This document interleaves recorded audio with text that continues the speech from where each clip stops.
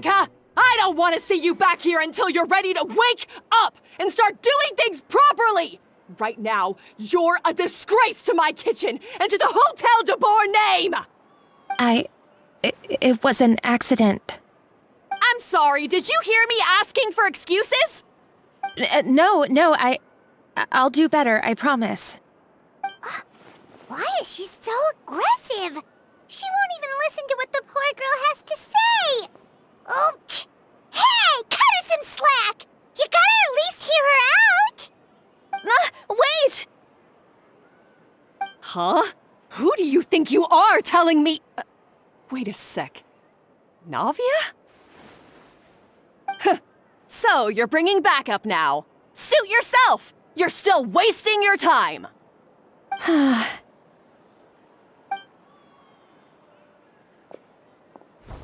Savannah, is this how you always treat your staff? My staff is right. I'm the one in charge here now. And last time I checked, the Hotel de Boer doesn't take orders from the Spina di Rosula. Of course. How you run your kitchen is none of our business. But when a member of your staff is so overworked he becomes gravely ill, that most definitely is our business. We're going to stand up for him, whether you like it or not. Overworked? I've said it before and I'll say it again. If Fermont can't handle the job, then tough luck. There are plenty of other capable people I can hire instead. But Fermont can do the job, he just... Monica, back inside, now! Huh? But you said I shouldn't come back until... Just do as you're told, and not another word out of you! Come on, we have work to do! Wow, what a horrible person! Sorry. Looks like I've dragged you into some drama again. Her name is Savannah. She's the new head chef at Hotel de Boer. Ever since she took the job, she's been enforcing a brutal work regime and putting a huge amount of pressure on her staff. One guy was so overworked, he collapsed from illness. He's been bedridden for days, and he can barely even talk properly. I'm sorry. It's all my fault. I don't deserve to be a chef. At his family's request, the Spina di Rosula is trying to mediate on his behalf. We're not exactly making a ton of progress, as you saw. Savannah is adamant that Vermont's exhaustion and illness have nothing to do with her or how she's been running her kitchen. She's refusing to have any kind of meaningful dialogue with us. Our next thought was to talk to the other chefs at the restaurant and get a better idea of their working conditions. But with Savannah watching them like a hawk, no one has been willing to open up. And that's why I'm here, doing it the old-fashioned way. Camping out, watching, and waiting for an opportunity. Oh, shoot! It all makes sense now. Sorry. Paimon should have thunk before she spoke. Did Paimon ruin everything? Oh, no, not at all, Paimon. Honestly, the way she was laying into Monica, someone had to step in. I'm sure I would have piped up if you hadn't. And besides, I don't really think I'm built for espionage. Yeah, meaning it's gonna be all the more difficult to get the inside scoop now. Oh, I might as well head back to the Fleuve Cendre then. We'll need to come up with a whole new game plan. Paimon will join you, 'cause this is kinda all Paimon's fault. Guys, it's fine. You don't need to worry about it. That said, if you were planning to visit the Fleuve Cendre anyway, let me take you out for a meal. I'll make sure it's a proper feast. A really famous chef just joined the Spina di Rosula's tavern. Her name is... Sorry to interrupt.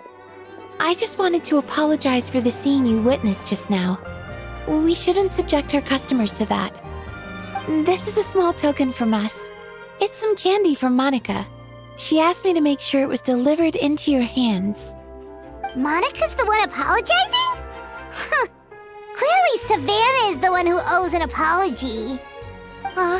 Our head chef has been a little highly strung lately. Sorry for everything. All right. Since there's candy, Paimon will drop it. Not the candy. Thank you for understanding. We'll make sure to pass your feedback on to Miss Savannah. A little highly strung, huh?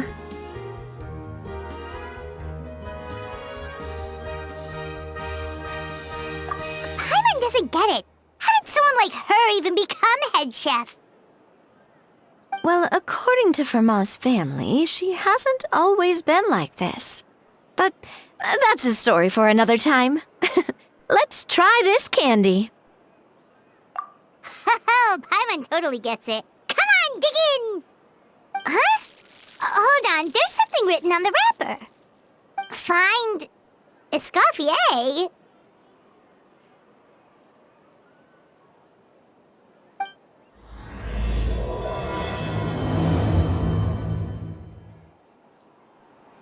Escoffier? Could this mean... Huh? You know that name, Navia? Yeah. Let's stick to the plan and go back to the Fleuve Cendre for now. That's where we'll find Escoffier anyway.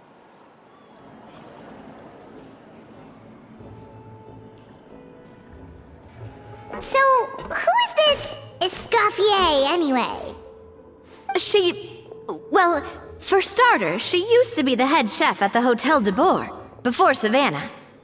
She recreated the legendary Gâteau de Bourg and restored the restaurant back to its former glory. Safe to say, she's the most renowned head chef in the Hotel de Bourg's history, after the culinary genius Modeste himself. Gâteau de Bourg? That's the super exclusive cake that they only sell a few slices a day, right?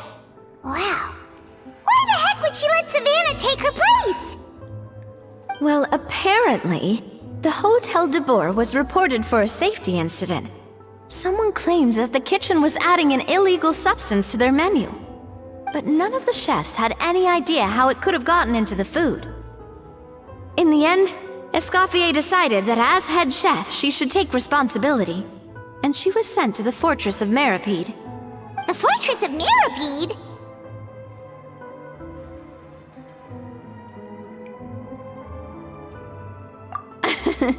Well, you're right. The quantity of the substance they found was fairly minimal. Even the guards believed the whole thing was probably just an accident. Escoffier didn't have to stay in the fortress for long, but still, by the time she returned, the role of head chef had already passed to Savannah. So that's what happened. Paimon still thinks it's really unfair. Even though Escoffier is no longer head chef at the hotel, she's still well respected by the staff. So, I'm guessing what Monica wants is for us to convince Escoffier to try and negotiate with Savannah on the staff's behalf. Oh, Paimon gets it! Monica wants Escoffier to come back and kick Savannah out. It's simple. If the new head chef is stressing everyone out, then the solution is just get the old one back. Well, about that... You thought cream of mushroom soup was ready to serve after 3.5 minutes on the stove! You'd have had more sense serving hot water with ice cubes. At least then you wouldn't have wasted all this perfectly good cream and mushroom! What do you say, Hilaire? I'm sorry, Cream. I'm sorry, Mushroom. As you can see, Escoffier is that kind of chef as well.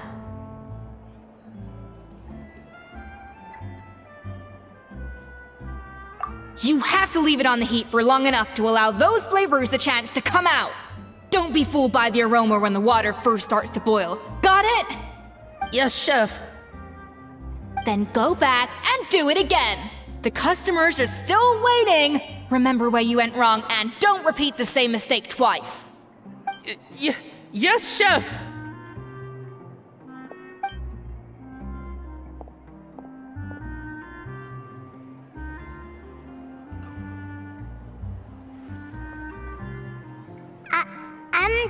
Excuse us,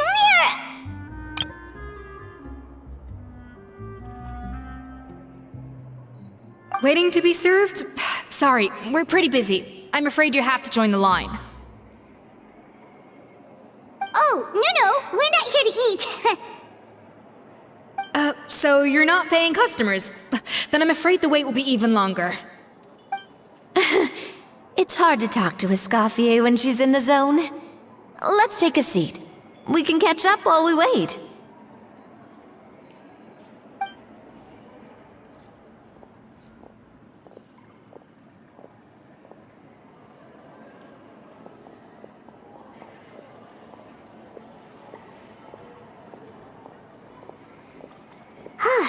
Looks like the rush hour is finally over. Is it always this busy here? These days, yes. I'd say business has tripled since Escoffier joined as temporary head chef. Well, in her words, the Hotel de Boer doesn't need her anymore. It doesn't look like she's got any plans to go back. I guess I'll be heading off then. Wait, take these home with you. We can't serve them now, and there's no sense in letting them go to waste. Oh, thank you, chef. For what? Like I said, I just don't want them going to waste. Oh, and tell Fiamma to get well soon, so you're not running yourself ragged every single shift.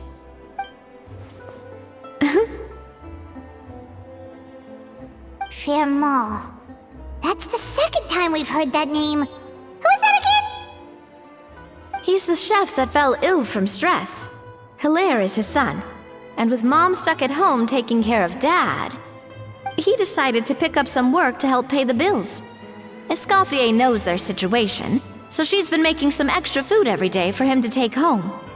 Hey, I heard that, Navia! I've told you before, no one's making extra food. Hilaire is making blunders in the kitchen, and I can't serve his failed dishes, so he might as well take them home. Yeah, failed dishes that just so happen to be nutritionally complete every single time. So, you two must be the world-famous traveler and her companion, Paimon, yes? Is there something I can help you with? Oh, so you know us already. We'll skip the introduction then. We are here to talk about Savannah. Oh, I certainly am. The Spinner's headquarters are right next to the tavern. And I've lost count of the number of times Navi has come to pester me about it. But I don't work for the Hotel de Boer anymore, and being ex-head chef doesn't give me the right to interfere with that business. Besides, I'm the one who persuaded Savannah to take the job in the first place. What? Well, she was a much gentler person back then. A little timid, even. She wasn't at all confident that she was the right fit for the role. That's hard to believe. Are we definitely talking about the same Savannah here? Honestly, I do wonder if she's just emulating me. I mean, I'm not the most pleasant head chef to be around either. Anyway, suffice to say that given the history between us, it'll be tricky for me to tell her she's doing her job wrong without coming across like a huge hypocrite. Fiamma and the others probably think that Savannah gets it all from me. I wouldn't be so sure about that, Escoffier. Look at this note we got from Monica. She mentioned me. Whatever shortcomings you feel you have, it looks like Monica still trusts you. As for the others, well, how can you know what they think unless you ask them? Monica. Plus, it's not like we're asking you to storm in there and raise hell. We're only in the initial phase of our investigation. All we're trying to do is get the other chefs to open up to us. Oh, Monica. Oh, Monica! Escoffier? I can't believe her! Powdered sugar is supposed to be applied sparingly. Look at all that on the wrapper. It's thicker than the sole of my shoe. Unbelievable! I won't stand for this. She has to learn. Come on, we're going. Wait, so now she's,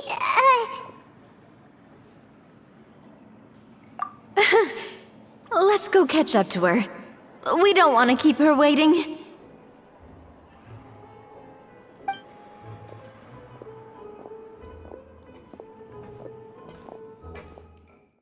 Wait, she looks like... Is that Escoffier? Escoffier's back? Yes, I've missed her cooking. I was just saying, Hotel de Bourg is nothing without her. You can't match Escoffier's talent. I'm sorry. I'm so sorry.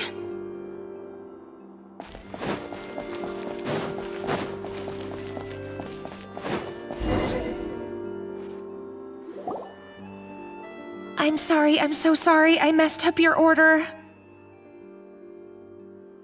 Oh, I wouldn't go that far.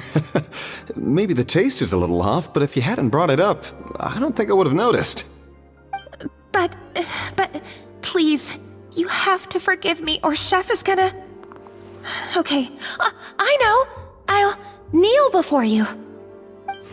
What the heck? Get up, Monica! Can't you see that you're just making your customer feel more awkward? Escoffier? If you want forgiveness, then do what any self-respecting chef would do. Make the dish again. And this time, get it right. You cannot go begging your customers to feel sorry for you. Savannah said that I'm not allowed back in the kitchen until I've corrected my mistake. But if I can't go back into the kitchen, I can't do the dish over. That's some backwards logic.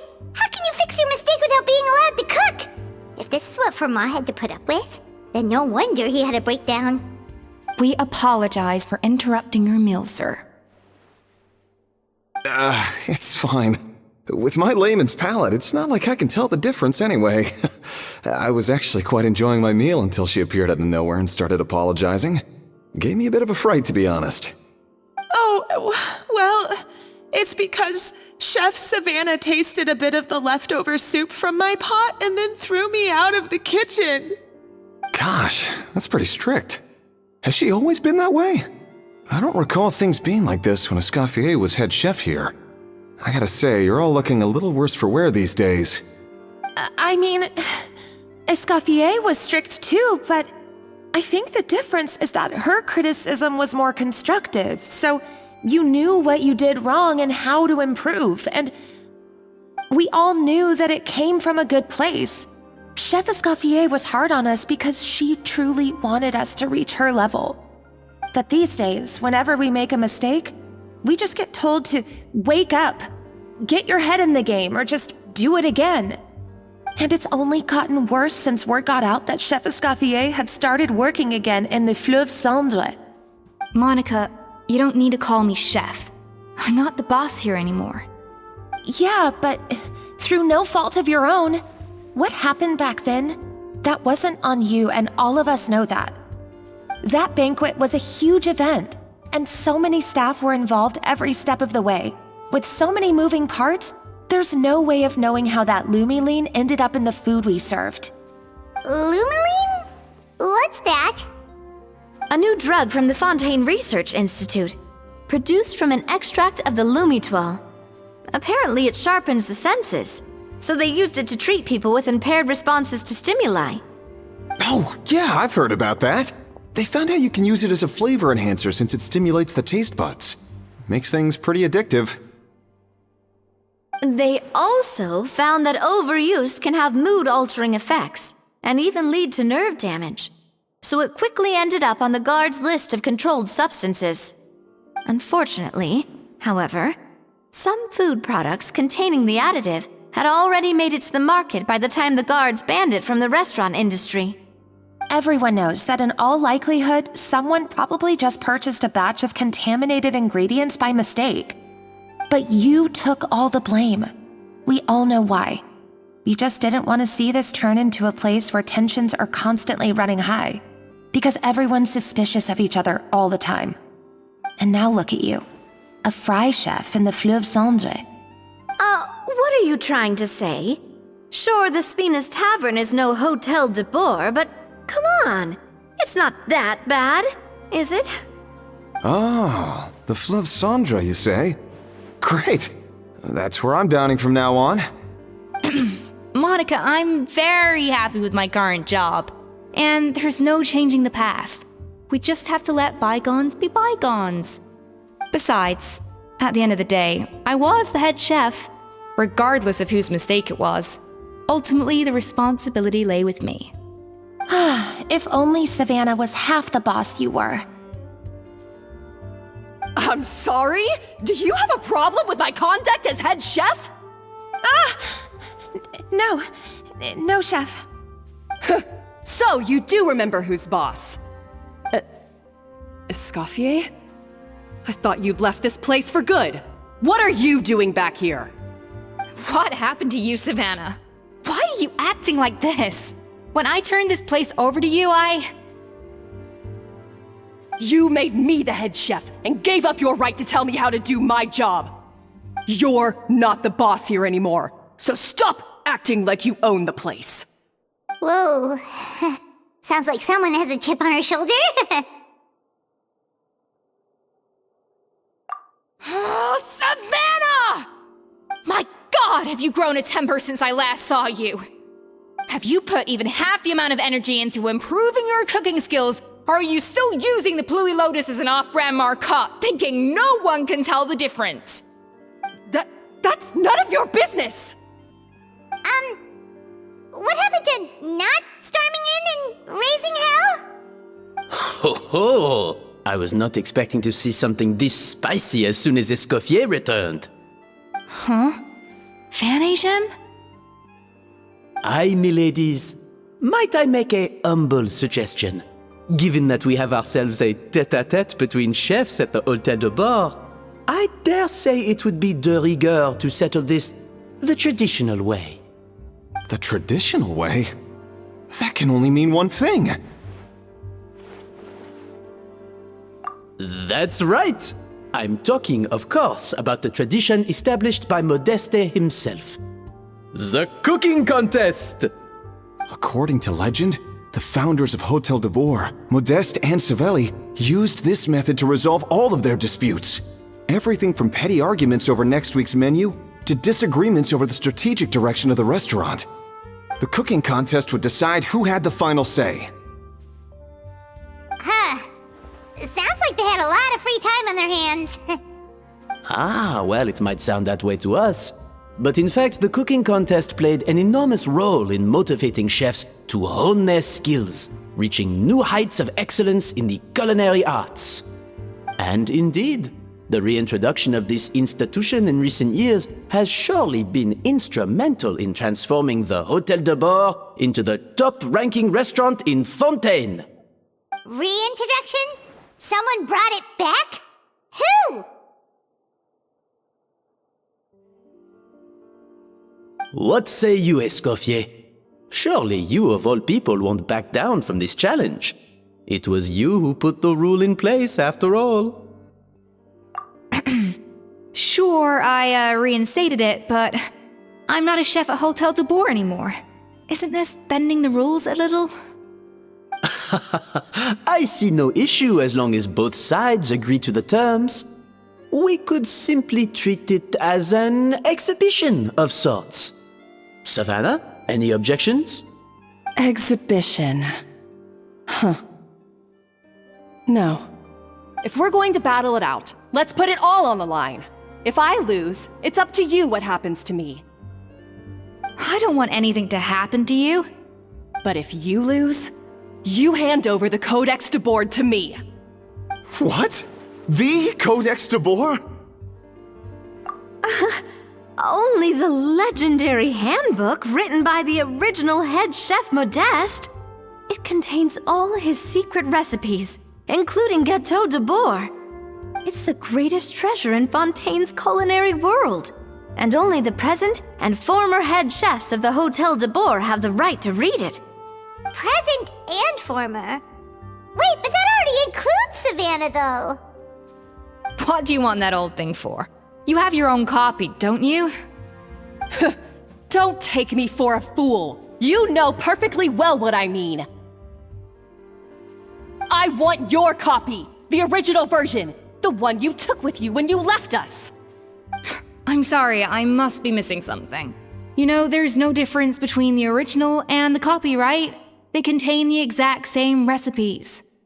Stop trying to change the topic. What's wrong, Escoffier? Scared you're gonna lose to me? Or are you scared of me getting my hands on the original codex? Savannah, you may remember that we gave her the original as a parting gift to thank Escoffier for her years of service. Asking for it back feels a little, Oh, I'm sure it won't be an issue, as long as both sides agree to the terms. Those were your words, weren't they? And as for the contest itself, let's make it a bake-off. Gâteau de Bourg, per the recipe in the codex. Well, Escoffier, you against me. Are you in or out? You sound surprisingly confident. Alright then, let's see how much you've actually grown. I hope you surprise me, Savannah. I'd hate to find out that all you've learned after this long is how to chew people's heads off. Believe me, I'll show you. Escoffier, are you sure this is a good idea? You accepted her terms a little hastily. Oh, it'll be fine. Let's head back to the Fleuve Cendres so I can get prepping. I do apologize. This whole ordeal reflects rather poorly on us. I'm afraid it's not quite that simple. The Hotel de Bourg runs as more of a partnership, you see. It was founded by two friends, Modeste and Savelli, and it's been that way ever since. So, while I am technically Savannah's boss, it's not really my place to interfere with the business of the kitchen.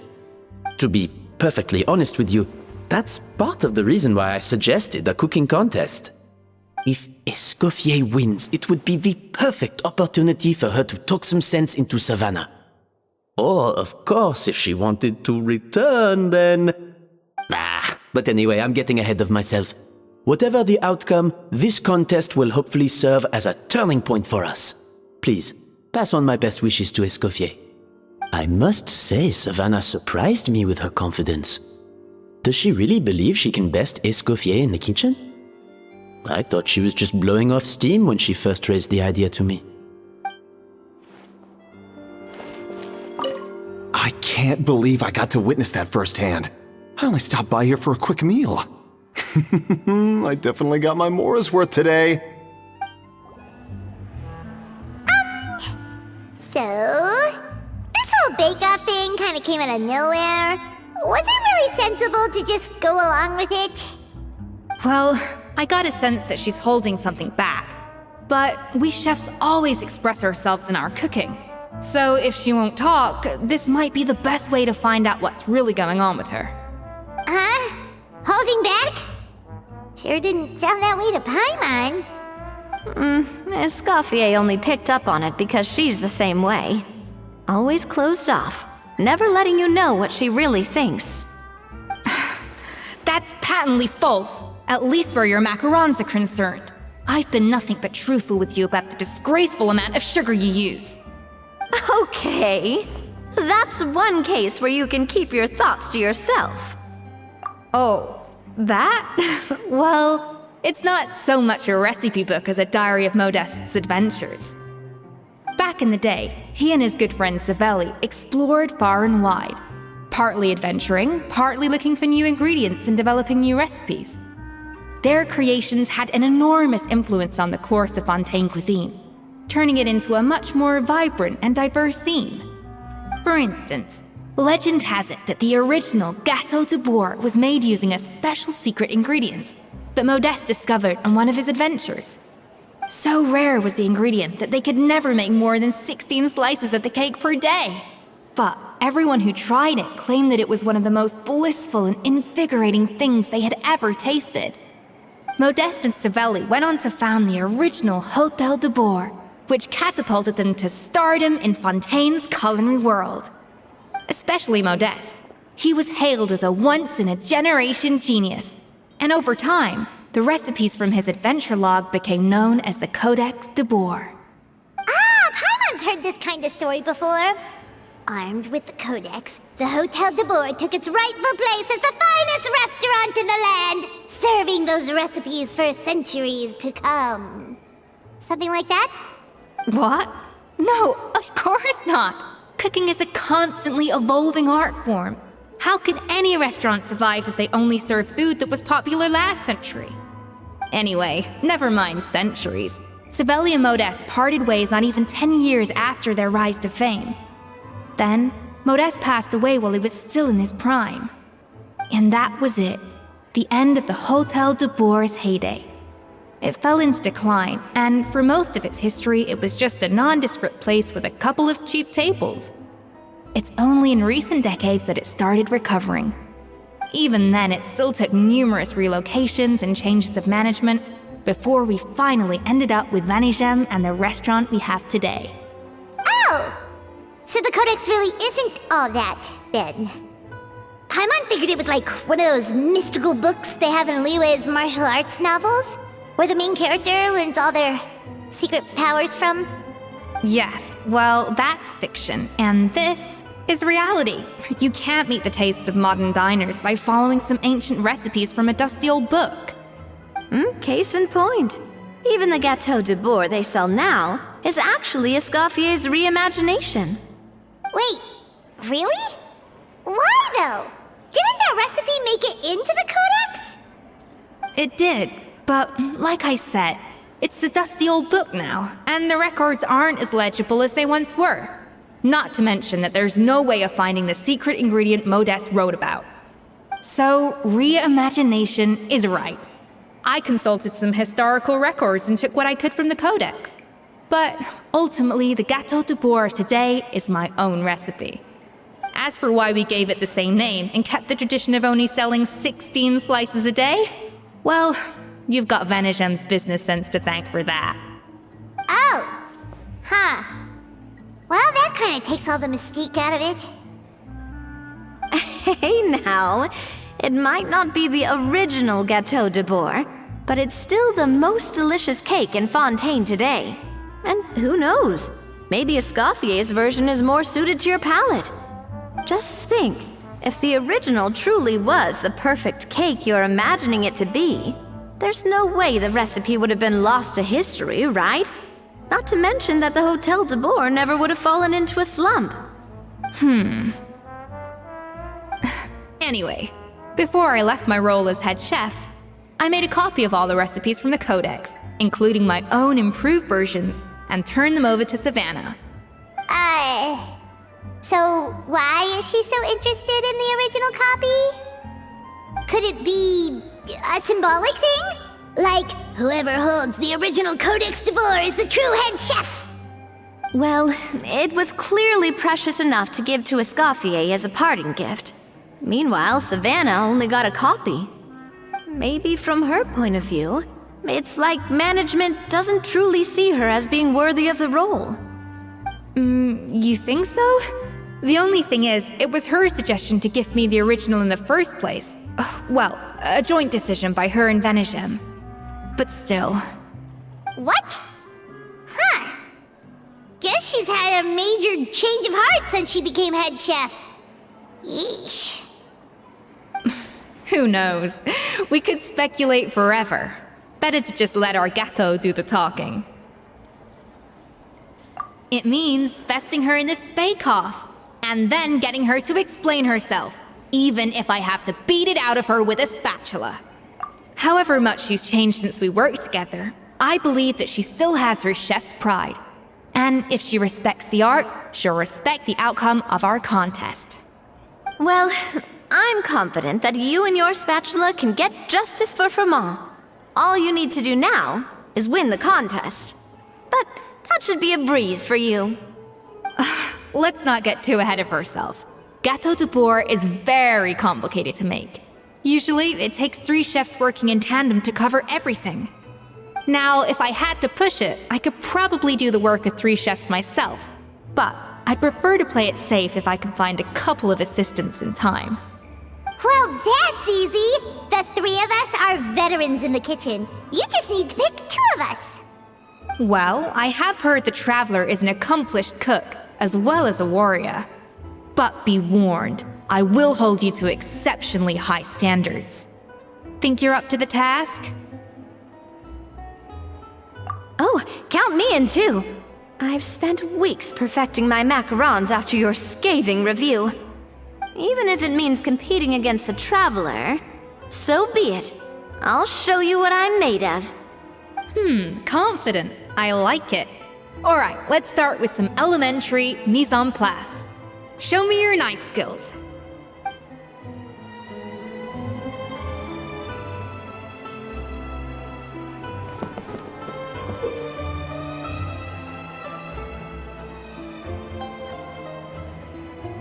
I've always called it chopping stuff up, not mise en place. But it's basically the same thing, right? Oh, Navia. The difference in your case is that mise en place is looks like you found that easier than I expected. Yeah, thankfully it was pretty straightforward in the end. You made it sound like we'd be carving statues out of fruits or something. Well, brace yourself, because the next step is anything but straightforward. I'll be using this cold press to extract flavor compounds from the ingredients. A kind of special food processor I got the Fontaine Research Institute to make for me. It uses cold temperature extraction to isolate the essence of cooking ingredients, which can then be used to flavor dishes more precisely. But this isn't exactly standard kitchen equipment, so that probably didn't make a whole lot of sense. Let me give you a demonstration instead. And done! These are the flavor compounds extracted from our ingredients. I've processed all the fruit you chopped up earlier. Wow! Even the smell is so much more concentrated. What next?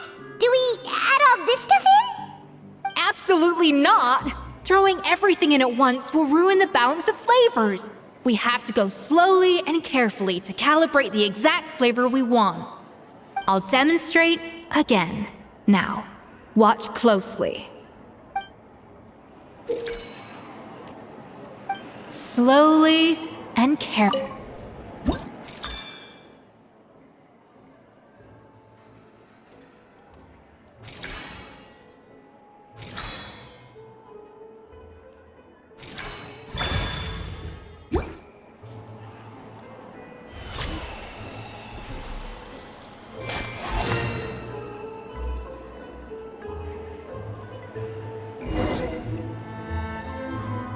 And voila! Now it's your turn.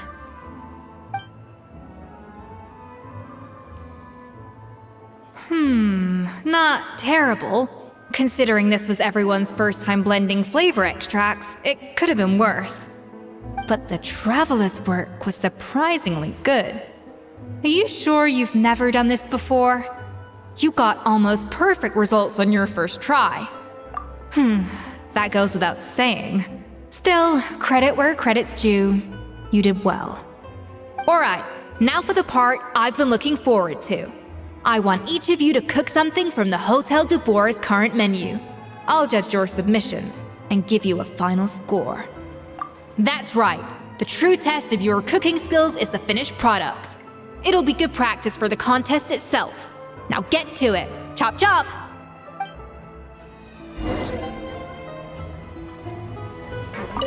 How's it going? Have you picked a dish yet? Choose wisely. I expect you to present the most delicious thing on the menu.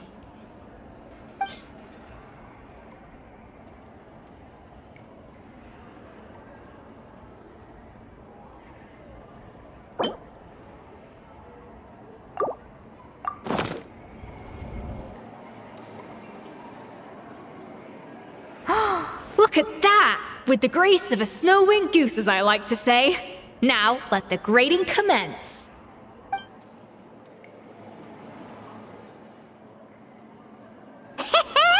Pretty good, right?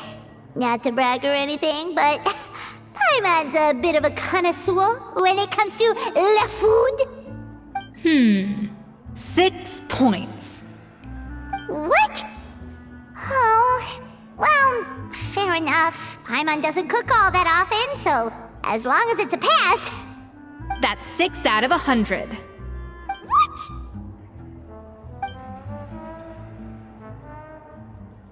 You say you're a connoisseur, but it's quite clear from this dish that you have far more experience consuming food than creating it.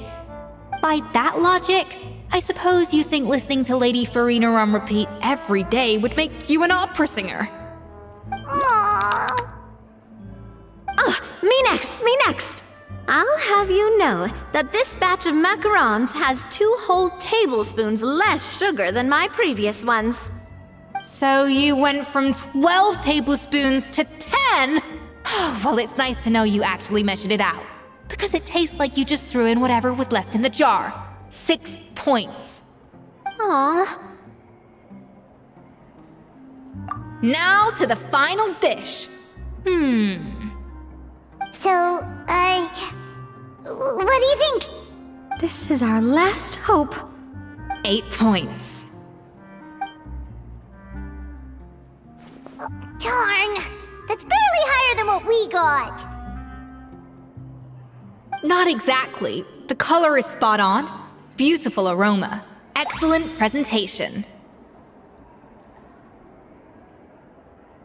I have to give this one 8 points out of 10. Maybe even 9 points. Huh? How did you pull that off? Don't get me wrong. There's room for improvement. But still, this is clearly the work of an accomplished chef. I can tell that you've put many hours of work into honing your skills in the kitchen. I can really taste the grace of the snow-winged goose in this dish. The traveler's journey, with all its trials, tribulations, and setbacks. Not to mention the frustrations of having a picky eater for a partner. Hey, you made that last part up! No way did you taste that! Well, it looks like I lost fair and square. I guess you'll be taking the Traveler as one of your assistants then? But if it takes 3 chefs, that still leaves 1 slot remaining. Maybe Paimon and Navia should keep practicing and see how it goes? Chef Escoffier! Oh, it's Hilaire! What brings you here? I heard the news about the cooking contest. You're doing Gâteau de Bois, right? I was just wondering if you needed any help. And you think you're up to the task, do you? Oh, no, I know I'm not there yet. It's actually my dad who wanted to help. Firma, last I heard, you could barely get out of bed. Chef Escoffier, Navia, Traveler, thank you all so much for everything you're doing for me and my family. I've had enough of sitting around at home while you run yourselves ragged. If you let me, I'd like to help you win this cooking contest. Yeah, I was gonna say the same thing. Don't you worry. I'll be fine. I'm feeling much better now. I'm sorry. I know I've been rather useless these past few days, but not anymore. The fact is, I'm a fine chef, despite recent events. I've proven myself in the Hotel de Bois kitchen, so if anyone's qualified to work under Chef Escoffier, it's me. I think. I hope so. Firma, have you even set foot in a kitchen since leaving Hotel de Bois? I have not, but I'm fully rested now. I know I can handle it. I'll prove it. Let me whip something up for you right now.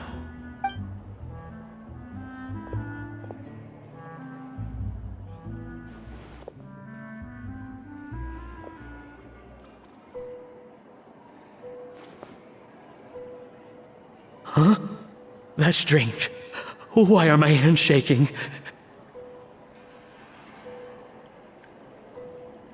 What do you call this, Vermal? I can't seem to grip my knife. Do it again! Again! Again! I... Hopeless. Get out of my kitchen yesterday.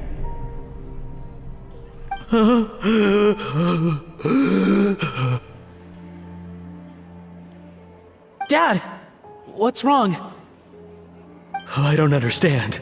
I was feeling so much better, and then Will I never be able to work in a kitchen again? Dad, talk to me. What happened? I think the real issue here is not physical exhaustion, but psychological trauma. Monica, when did you get here? Probably because you were all concentrating so hard on your cooking. I didn't want to interrupt your flow. But anyway, Vermal, I'm so sorry. If only I'd known how serious your situation was, I would have stood up for you sooner. You have nothing to apologize for, Monica. During those long nights of redoing every order, you were the only person who looked out for me. Oh, come on. All I did was make you some tea. I doubt it was much help. Savannah was so ruthless toward you. I probably should have brought you something stronger. She sounds like the worst. All right, another Savannah horror story. Let's hear it. She's been getting harsher and harsher on us ever since she heard about Escoffier's new role in the Fleuve Cendre. Seems like no matter what we make, she'll find something wrong with it. What is this? It looks like a dog's been at it. In the trash now! Then she orders us to redo the dish again and again, but we never know what's going to make her happy. Do it again, do it again, do it again! Every time you remake it, you just get another earful from her. Either straighten yourself out or get out of my kitchen! So now, it seems like just picking up a kitchen utensil gives me flashbacks of her yelling at me. Oh man, that must be awful. The more I want to get it perfect, the more my hands shake, and the more scared I am of making another mistake. How can you give up so easily, Firma? You weren't a quitter when you were working for me. And even under Savannah, you talk about working late into the night trying to perfect your dishes. That says to me that you still hadn't lost that determination to prove yourself. What changed? I don't know what's come over me. When I think back, I just remember feeling like my heart and my hands were growing heavier and heavier as the shift went on. Each time I had to redo a dish, my heart sank a little further. Maybe Savannah was right. Maybe I am just hopeless at this. Dad. I see.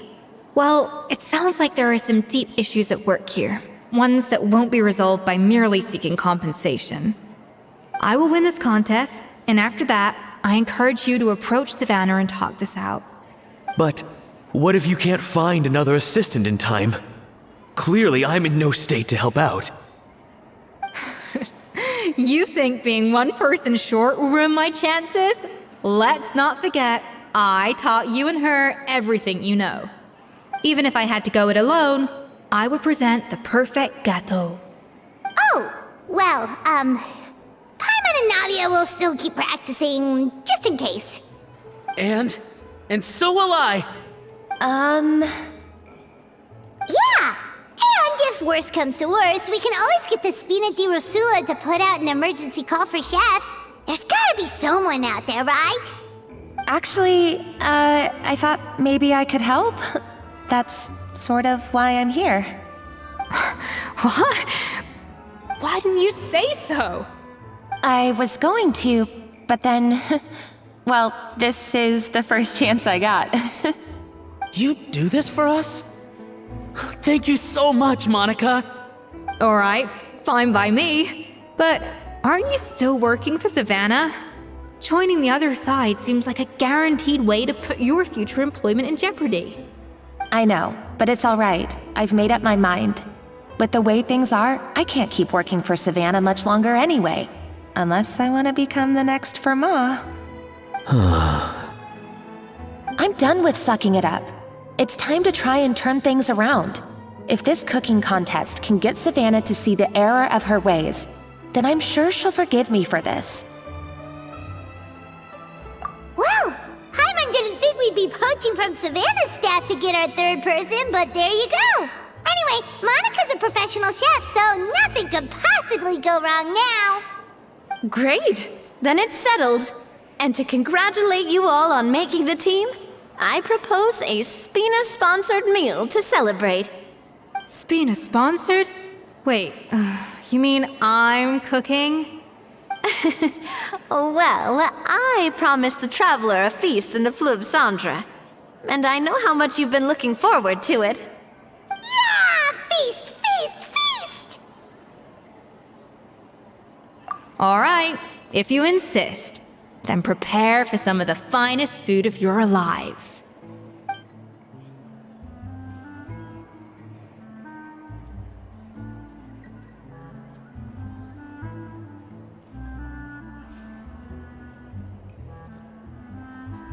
That's not a bad idea, actually.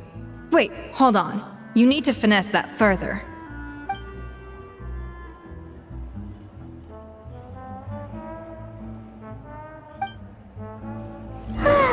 That was a dream come true. Hyman never knew Fontanian cuisine could be this good.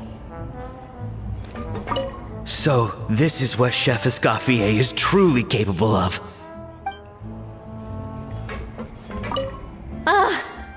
I wish I could eat that all over again. It's not often that Escoffier goes all out like this. And it's all because of you, Traveler. Wow. I don't know if I'll ever be able to cook as good as that.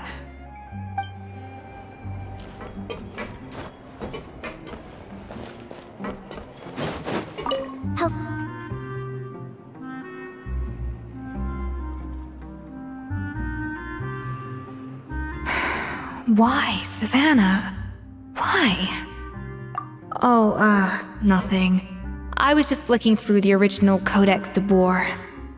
I wanted to see if there was anything I'm missing. Something I hadn't noticed before. That might explain why Savannah's so desperate to get her hands on it. But I can't find anything. It's just some hastily scribbled recipes in between diary entries from Modeste's adventuring phase. And most of it's not even legible anymore. The copy I gave her not only has all the recipes in full, but even includes my own private tips and notes from years of experience. Surely that's infinitely more useful than this old thing. Yeah, maybe. Still, it's just hard for me to imagine that the Savannah I knew would go to all this effort just to make a point. We were. At least I always thought we were. She was a little shy, but meticulous with everything and everyone she dealt with. She made a few mistakes here and there, but she was quick to correct them whenever they were pointed out. And she was always striving to improve as a chef. Those qualities are why I recommended her to replace me as head chef. I never imagined for 1 second that she'd cause Fiamma and the other staff so much grief.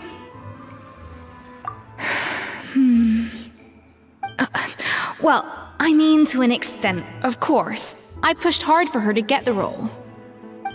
And the idea that she turned out like this because of me is difficult to come to terms with.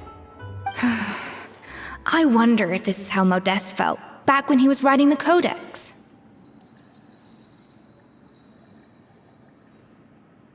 Yes, with his good friend and co-founder of the Hotel de Boer, Savelli. The story goes that after Modeste unveiled his Gâteau de Boer and was hailed as a culinary genius, he was admired and adored by all. But his newfound fame slowly drove him and Savelli apart. Unlike Modeste, whose every new creation was an instant hit, Savelli seemed to face setbacks every turn. Doors that would swing wide open for Modeste would shut in Savelli's face. And with Modeste being whisked off to all manner of functions by his celebrity friends, he had less and less time to discuss the culinary arts with Savelli. People started gossiping about Savelli, and their relationship between the two gradually soured. Everything came to an abrupt end when Modeste, still in the prime of his life and still hailed as a genius, suddenly died from an acute illness. And that was it. They neither had a decisive split, nor got the chance to properly reconcile. Their story just came to an end. One rumor had it that Savelli actually killed Modeste out of jealousy, even as the latter was hoping to make amends. Unlikely. It's a popular theory, but there's no real basis for it. At least there are no records of Savelli ever being convicted of a crime. Still, beyond a point, there's no way of knowing what truly happened in the past. All we can do is try to make sure the present doesn't quite go as badly. And that's why I have to win this contest tomorrow. Then get the truth about everything that's been going on, even if it means cracking her open like a nut. You're right about that.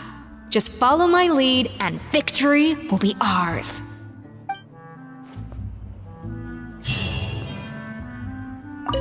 Let's hope that Savannah isn't all sizzle and no steak. After all the work we put in, it would kinda be a shame if tomorrow was a complete cakewalk. Did you hear the news? Escoffier's coming back for a cooking contest. Wait, seriously? Escoffier in a cooking contest? Now that I've got to see! I don't get it.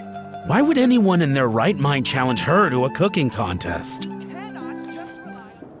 Mesdames et messieurs, welcome one and all to the Hôtel de Bord and to this most exciting of cooking contests! Savannah, I've brought the original copy of the codex you asked for. Monica? Huh.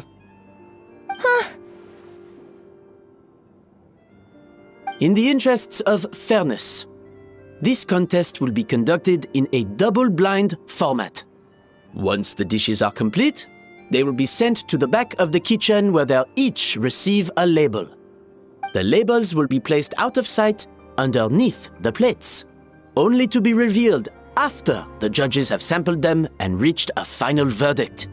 This is to ensure that no one will know which dish is made by which contestant. As one of the judges, I promise to be fair and impartial. When my meal got interrupted yesterday, I never thought this is how they'd make it up to me. Getting a seat on the judging panel is a pretty sweet deal. Both contestants have taken their positions. Then, without further ado, let the Hôtel de Bord cooking contest commence!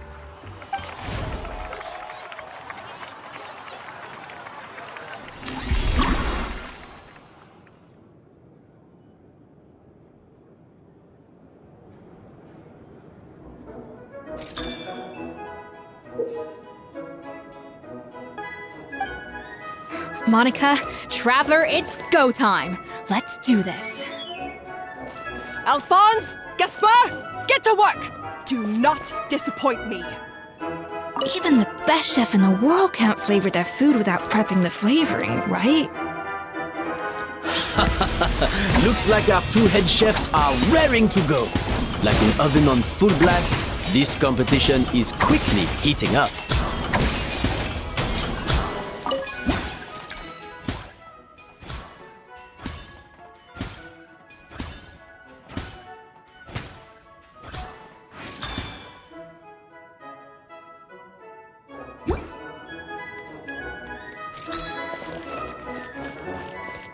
That should be enough flavoring. Now hurry up and bow.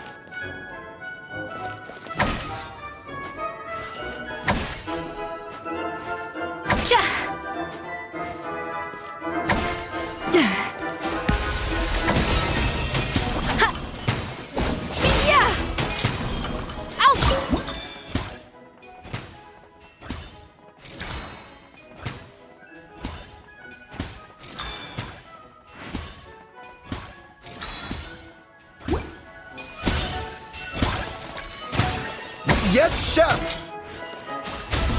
Oh, tension in the ranks on Team Savannah. Will this slow their progress?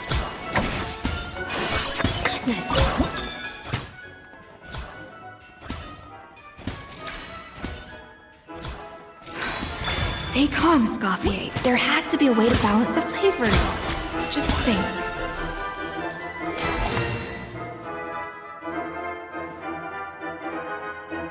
So, what do you think?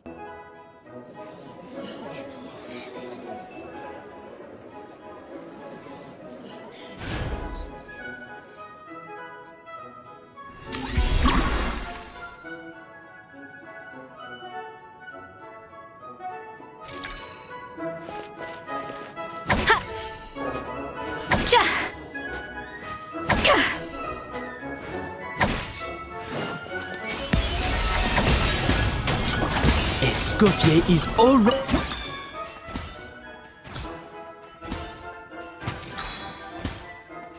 The balance of flavors is about right, but the quantity is too low.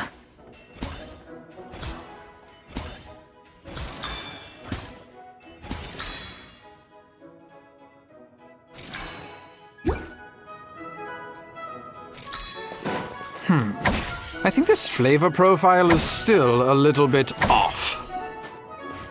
Enough! Oh, useless! Both of you! Make like an...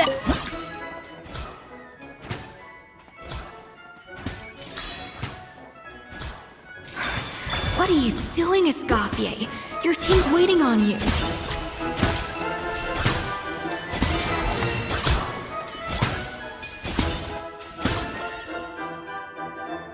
You can't match Escoffier's talent.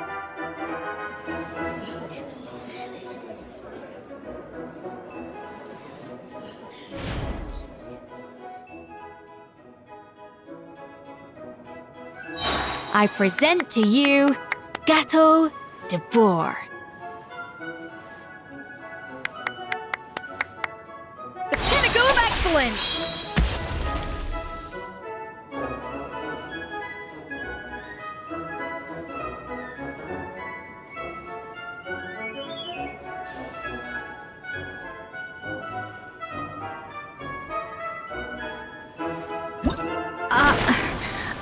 I was just exercising caution. I had to make sure everything was perfect.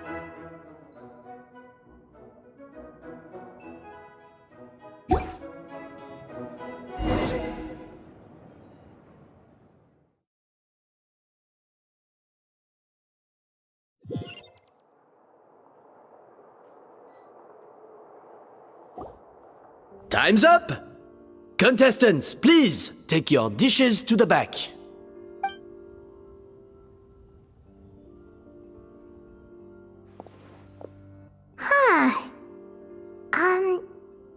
That guy was right. You really can't tell whose is whose just by looking at them. We both made the same dish after all. For all her flaws, Savannah's a talented chef who earned my recommendation for good reason. She wouldn't screw up something as elementary as the cake's appearance. Whoa! This is really rather good. Wonderfully soft and fluffy. Beautifully sweet. This is a masterclass in how to make Gâteau de Bourg. I would give this one at least 9.9 out of 10! Only because there's something about the flavor of the base. It's just a little different from the recipe I'm used to. Huh? Really? I couldn't tell.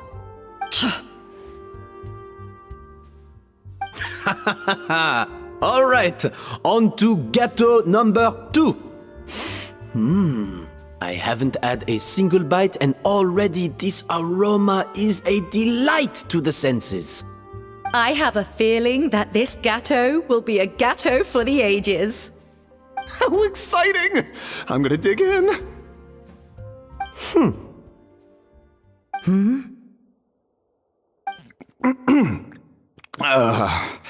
I think maybe someone got a little carried away when they were adding the sugar. Not just the sugar, it's the flavors too. This is all over the place. Who made this? It appears the decision is unanimous. This gâteau is far below the standard we would expect. And Paimon thought this might actually be close. Turns out she can't bake to save her life.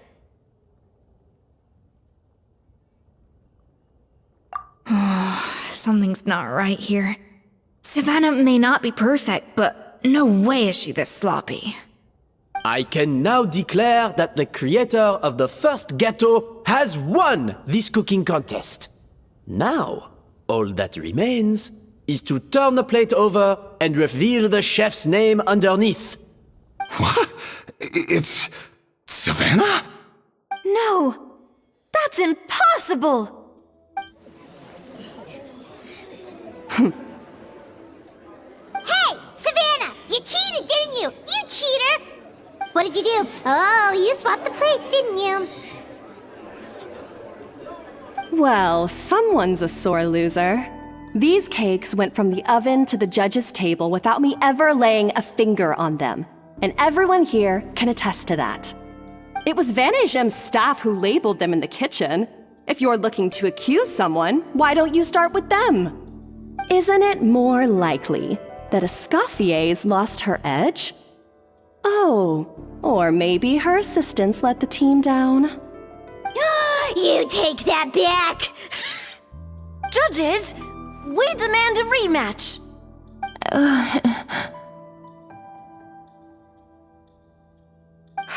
That's enough! What's done is done.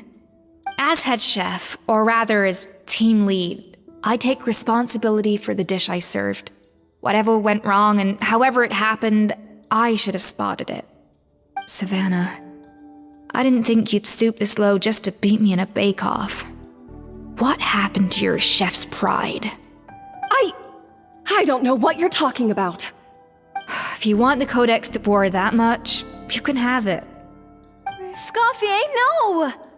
But you must promise me that you'll apologize to Firma and compensate him for everything you put him through. It's a little late to be negotiating terms. The contest is over and I won. That means you owe me the Codex, and I owe you nothing. Look, Savannah, you may have fooled everyone else, but can you really fool yourself? What I'm offering is to accept defeat without looking to expose what you've done.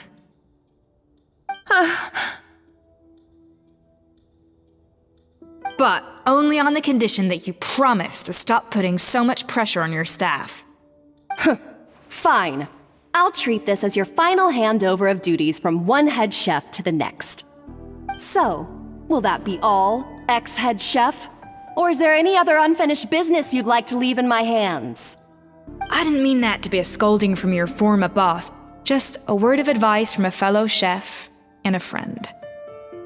But I don't know if you're even open to input from other people anymore. I know what I'm doing. I don't need your advice. All right, fine. I'm glad to hear it.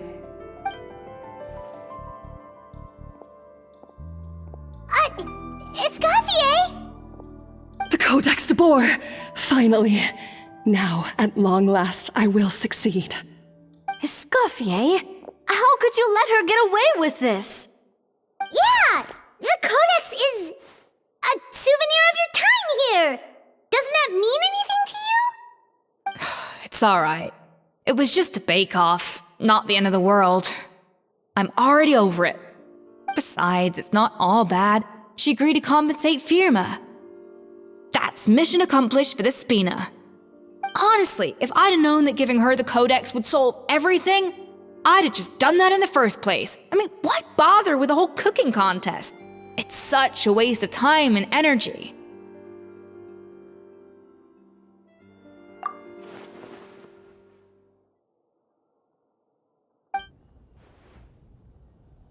No. No! This doesn't make any sense! Huh? That's it? No secrets, no nothing? I don't believe it! This can't be happening. Oh, Chef Savannah! Savannah?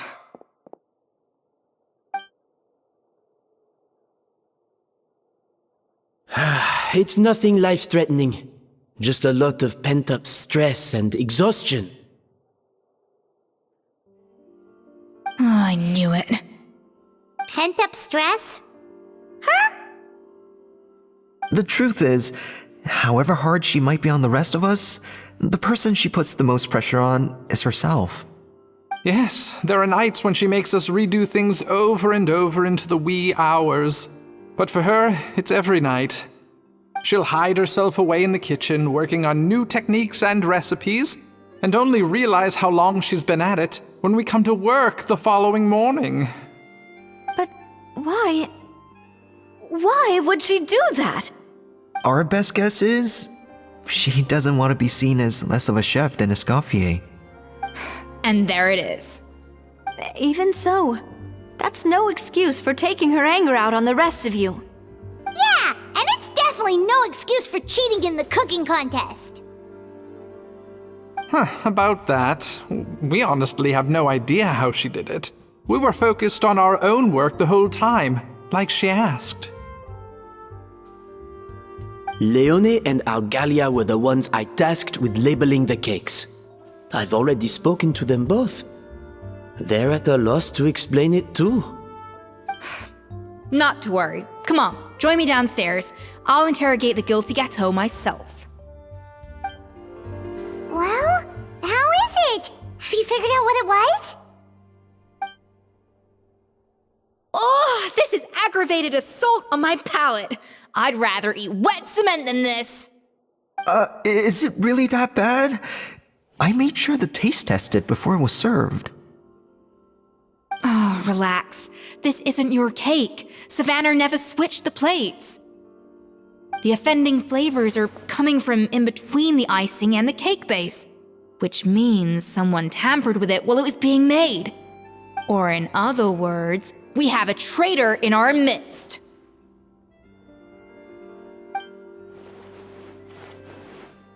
I'm sorry. I was forced into it. It was Chef Savannah. She said if I didn't cooperate, she would... Calm down, Monica. I've already accepted defeat. And if I wanted retribution, I would have brought this up when the results were announced. Whatever's going on with you, just spill the beans. There's no need to hide it.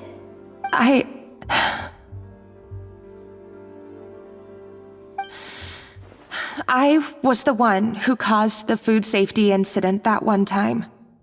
Food safety? Wait, you mean the Lumaline incident? So you procured the contaminated ingredients? I think so. Savannah and I were on procurement that day. I didn't check everything as well as I should have, and so I let contaminated ingredients make it into the kitchen. But I swear I didn't do it on purpose. I had no idea there was an issue with them, and I didn't know it would end up with Escoffier going to jail. But the last thing I expected was for Savannah to use it as leverage to blackmail me with...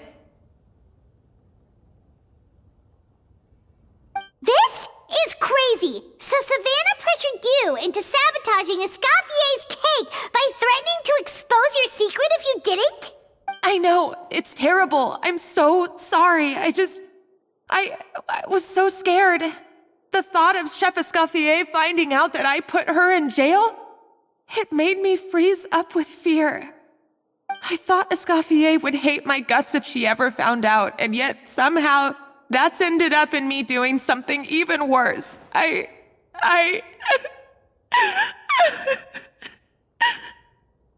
Seriously?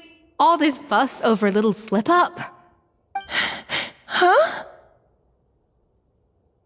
Firstly, it's not like I got a life sentence. I did my stint at the fortress, and now I'm out. And secondly, I had my own reasons for leaving the Hotel de Boer. This wasn't the only factor. So, you don't need to feel ashamed or frightened or anything like that. Any more than you need to add butter when you're pan-searing foie gras.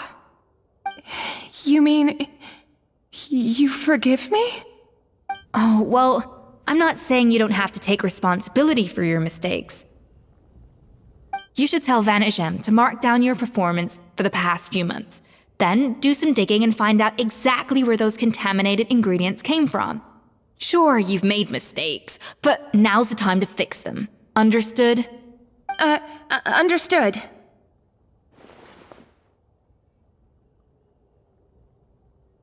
Good. Now, back to Savannah. What about the original codex would compel her to resort to blackmail? I have my suspicions. Not that I've got any proof to back them up, though. Ugh. What happened to me? I've overheard some customers murmuring about how the Hotel de Boer hasn't been the same since Escoffier left. They think our menu doesn't taste like it used to, especially our signature items. Now that you mention it, I noticed it during the contest too. I couldn't put my finger on it, but the flavor seems subtly different from how it used to be.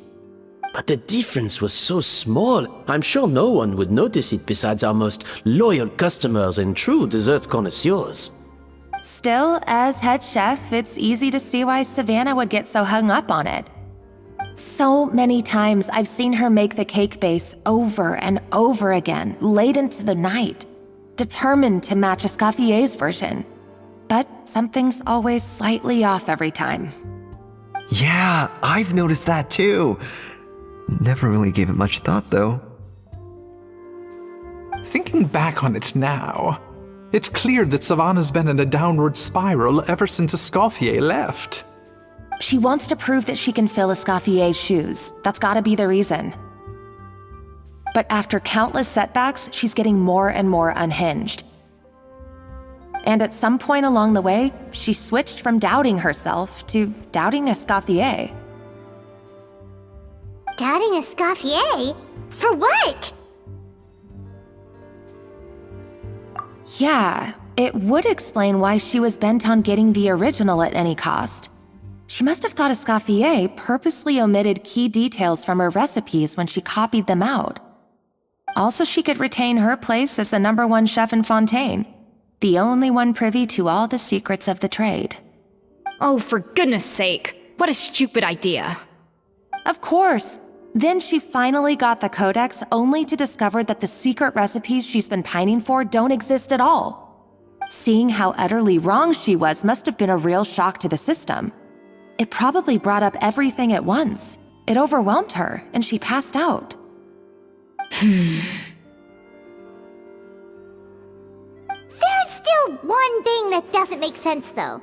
If Savannah had the real recipe all along, how come it tasted different? She might not be on the same level as Escoffier, but surely after like 50 attempts, she'd get it right one of those times. You'd think so, but geniuses like Escoffier are in a league of their own.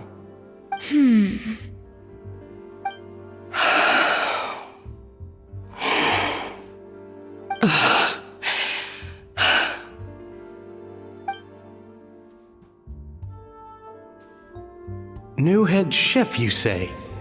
What's her name?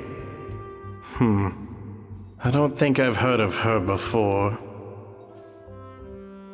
I wonder, can the Hotel de Boer keep its edge without Escoffier at the helm?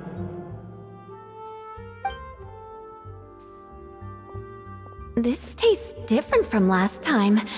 Is it undercooked or something?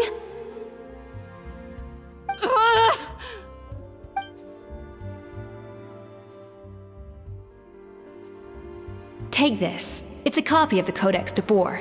From now on, you will be its keeper. Don't listen to the doubters. If I say you can do it, then you can do it. Even if you don't believe in yourself, at least believe in me.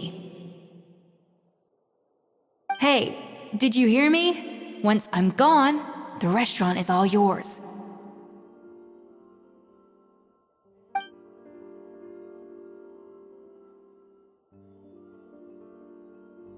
All this time, I've been blaming other people, but maybe I'm the problem.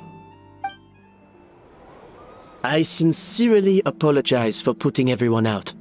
Savannah's awake now, but I don't think she's ready to speak to anyone yet. Let's give her the day to calm down. I'm sure you'll have the chance to talk everything out tomorrow. In that case, I'll go and update Verma and his family. I wonder what he'll make of all this. So, we'll come back tomorrow then. That was a long day. I think I've earned myself a sweet treat when I get back home. Oh, nice! Macarons? Or are you gonna switch it up this time?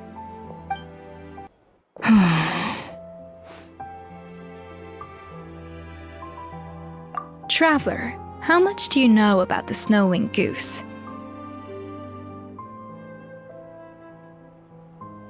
Every year, they migrate long distances in search of a suitable home. There's always one goose at the front whose job is to lead the flock.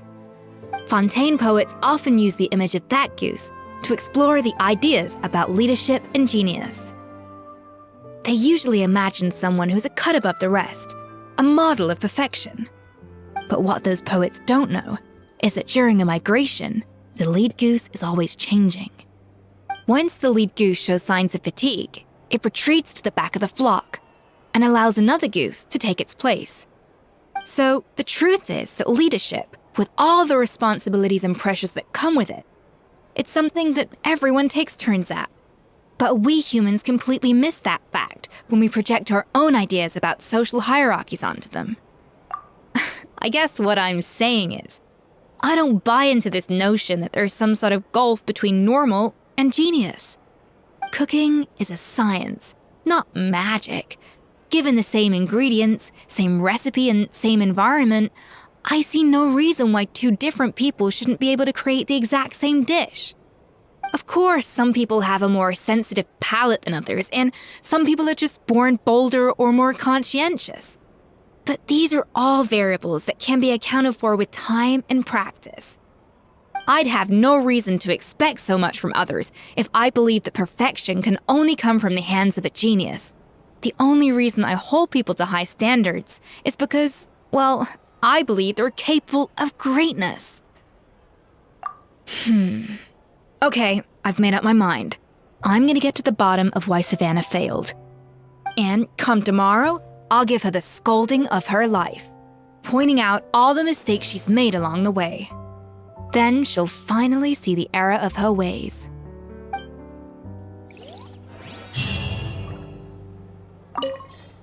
Thank you for your words of encouragement. I'm gonna head to the Hotel de Boer and spend the night investigating. I guess I'll see you tomorrow. Genius? Calling someone a genius is just another way of saying I'm too lazy to figure out how I need to improve. It's a defeatist attitude and I won't stand for it. Why are we here so early? Our meeting with Vanigem isn't for a while. Check on her? Why? What happened? Oh no. Escoffier, are you alright?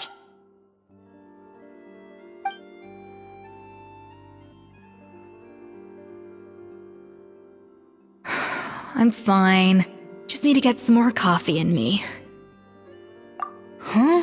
What happened to my coffee? Did I really drink it all?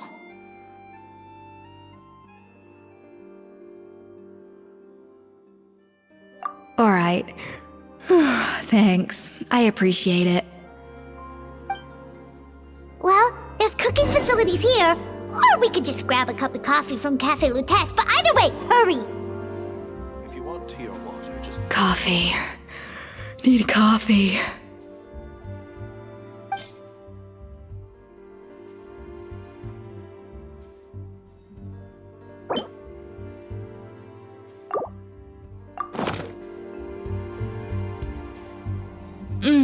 Strong, bitter coffee beans, transformed through expert brewing and balanced perfectly with rich, creamy steamed milk. Wonderful. I feel much better now. Thank you so much, Traveler and Paimon. Garrett, but make sure to catch up in your sleep when you get the chance. I think I figured out where the problem lies. Honestly, it's ridiculous. I don't know whether to laugh or cry. Wait, what investigation? What are you guys talking about? I'll save it for when everyone else gets here. It's so stupidly small, I can't believe it's caused so much drama. Yes, except my failures were stepping stones to success. Escoffier! Have you seen Savannah? Huh? No, not since yesterday. Why? What's wrong? After seeing her home yesterday, we were all a little concerned about how she was doing. So, I dropped by her place early this morning to check on her. Only to find an empty house with the doors wide open. I left Alphonse and the others to keep watch at her home, while I checked the Hôtel de Bord. I'm worried something bad might have happened. If she's not here, then where could she be? Boss, Escoffier, bad news. Alphonse? You're supposed to be keeping watch at Savannah's house. We were, but then, just after you left, we found this stuff in her house. Oh, looks like a map with a bunch of random places circled. What does it mean? Wait a second. This feels familiar. I'm sure these places are all connected somehow. Of course, from the Codex. They're all places that Modeste explored on his adventures. Yeah, but I don't understand. The adventure logs in the Codex are too fragmented to be of any use. How come this map shows all the missing details? The Codex de Bord? Then, this place marked in red out at sea. Could that be the fabled birthplace of Gâteau de Bord? Seriously? So now she set her sights on finding the original recipe and beating Escoffier that way? Geez, Savannah. Anything to overcome a Gâteau plateau, huh? Ugh, idiot! Does she have a death wish? Those ruins are thousands of years old. Hold on, there's more. Besides the map, we also found these letters.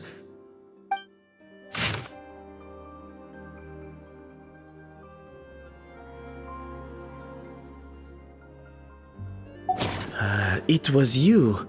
You let the Lumaline through, didn't you? It sounds like a threat letter. Does this mean that Savannah was responsible for the safety incident? And not Monica after all? Retrieve the Codex by any means necessary. So the cooking contest and the cheating. Someone else was behind her pulling the strings? She's keeping the true recipe to herself. Ugh, this is all such a mess! Paimon needs a second to process this. First, we thought that Savannah forced Monica to cheat in the cooking contest. But now, it turns out that someone else forced Savannah to force Monica to cheat?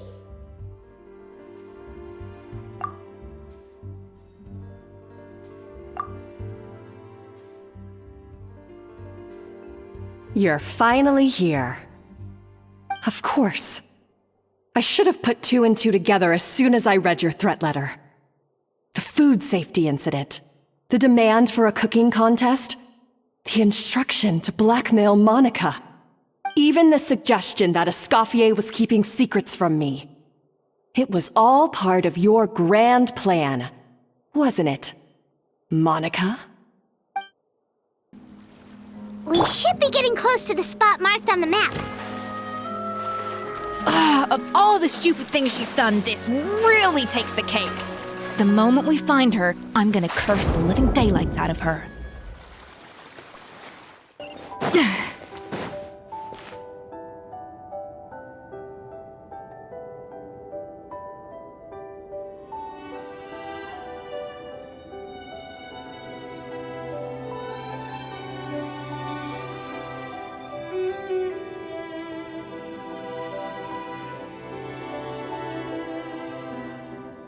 Whoa, this place looks like an underwater restaurant, doesn't it? Suddenly, the idea of an adventure chef finding secret ingredients makes a whole lot more sense. I think Modest's codex mentioned this place. A public bath from the time of Remoria. So yeah, definitely the kind of place that would have served food and drinks. Huh? Some blubber beasts have come to join the party? How did they get here?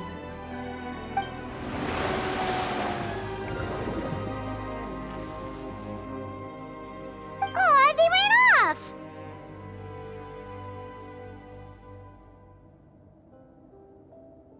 That could be easier said than done.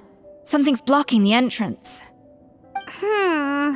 Well, did Modeste mention it in his adventure logs by any chance? They must have gotten through somehow. Good point. Yes, that's right. It's coming back to me now.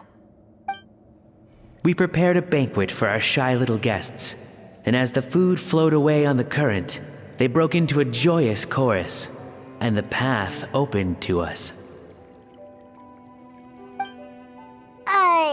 We have to feed the blubber beasts? With what? There's nothing here besides rocks, romaritime flowers, and lumitoile. See, this is why you should always bring snacks. You never know when you're gonna need them. Now we have to head all the way back to shore and grab some. There is no time for that. Romaritime flowers and lumitoile will have to do. They may not look appetizing to us, but who knows? They could be blubber beast delicacies. Wait, we're seriously gonna try this?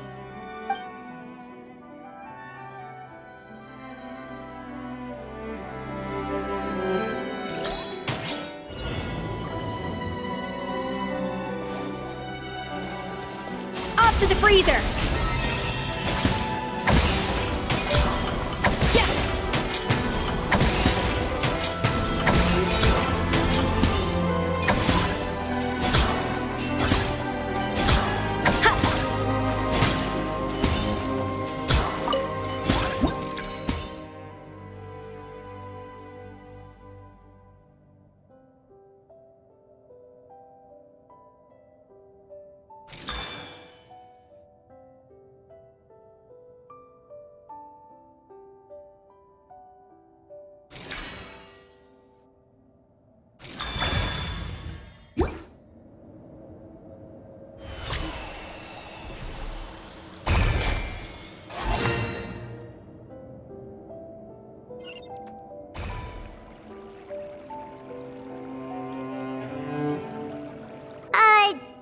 Beasts or not, are we sure this stuff is edible? Trust me, they'll love it. Oh, good question. If we try to put them in the pool, we'll probably just scare them off again, and who knows how long they'll be gone. Yes, we can't afford to wait for them to double back. What was it that Modeste said again? Something about the food flowing away on the current.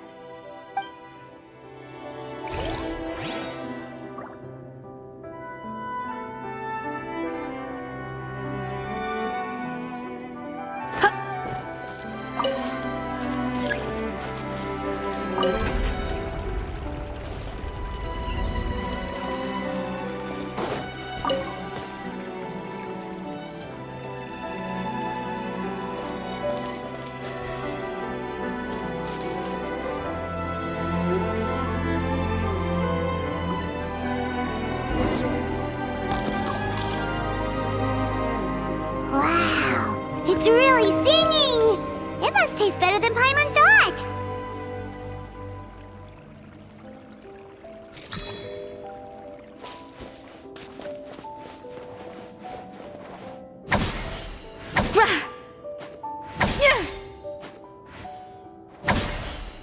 The tracks turned back again.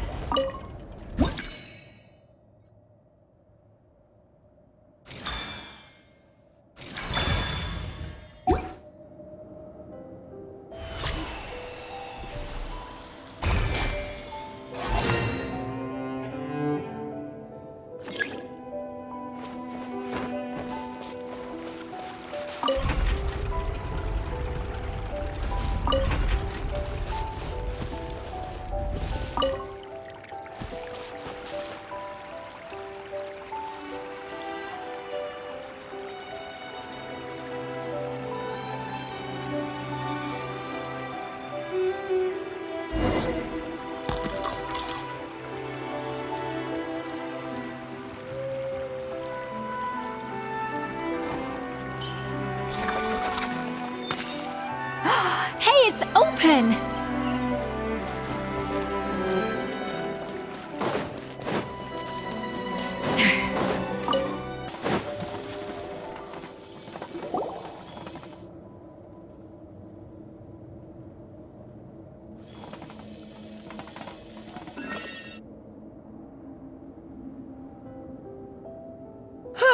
Hey, give me your water. Here. I said your water, the one you just drank out of? Sure.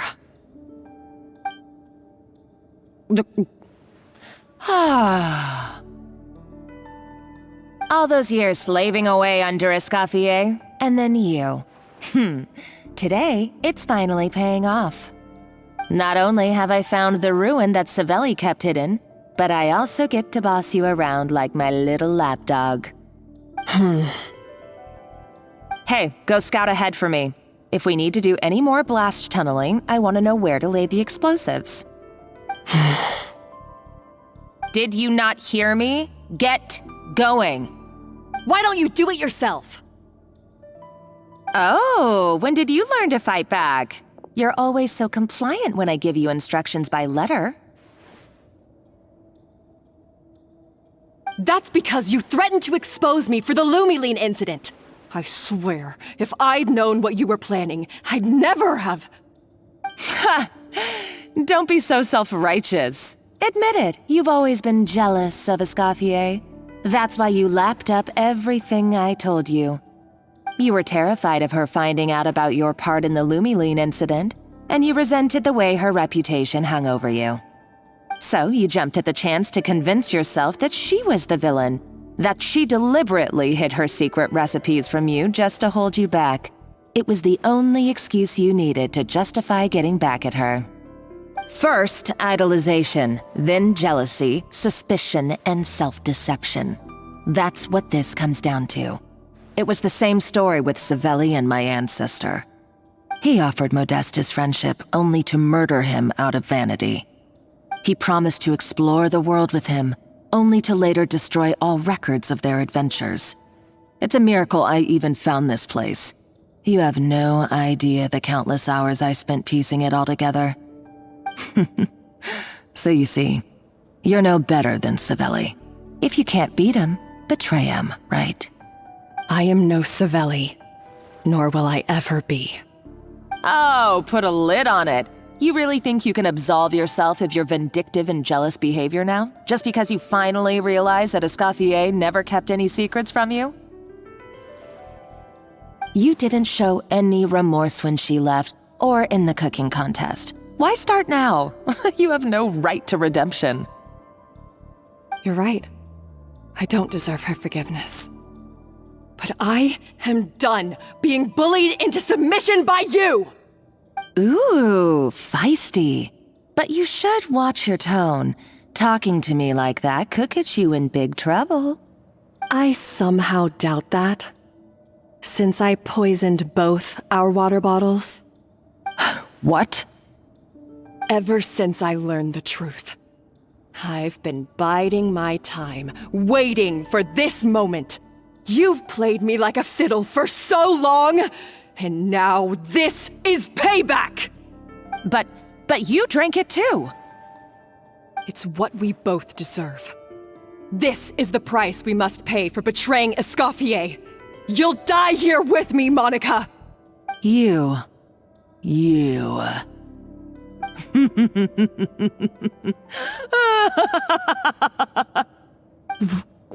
What's so funny? Oh, you're too much. I thought I'd play along for a bit just to amuse myself. You gave a very rousing performance. I saw your dumb plan a mile off. There's no poison in these bottles, just clean, fresh water. No. Revenge is a dish best served cold, you know? Did you really think your half-baked plot would fool me? You're a lousy chef, and you make a lousy villain, too. A complete waste of space. No wonder you never amounted to anything. Everything I ever did was a failure. And now, I failed again, for the last time. Hey, why don't you try your hand at being a comedian in your next life? You got a good laugh out of me. But now the show's over. You should have just done like I asked, Savannah. All I wanted you to do was scout the ruins for me. But you had your chance, and now it's time to say goodbye. Stop right there! Let her go, Monica! We've got you surrounded! Escoffier? Ugh, looks like I'll have to keep you around for a little longer. You can't! Stay back if you want her alive! Escoffier and the Traveler. I can't take you both on in combat, but if you so much as flinch, I can end Savannah's life in a heartbeat. Monica, what are you hoping to achieve by this? You're about to commit murder, and for what? A recipe? A recipe? You chefs are all blinded by your myopic focus on kitchen affairs. Well, some of us actually have bigger fish to fry. Modeste had a secret. The truth behind his so-called genius, the je ne sais quoi factor in his Gâteau de Bourg, and it's right here in these ruins. Are you serious? You're here because of a Gâteau de Bourg obsession? You've gone completely mad! I couldn't care less about the cake itself. No, the real treasure is the secret ingredient that Modeste sourced from these ruins. He and Savelli were fools. A priceless treasure of Remoria in the palms of their hands, and they thought, ooh, this would go great in our cake mix. We're talking about a powerful stimulant that also sharpens the senses. That's no cooking ingredient. It's a groundbreaking drug. That's right, I've done my research. It was a drug that Remoria developed for their war machine. I could make a killing by selling it to the treasure hoarders or the Fatui. Will you listen to yourself? You're completely delusional. My eyes are wide open. Just wait till I get my hands on this treasure. You'll see what a fool you've been.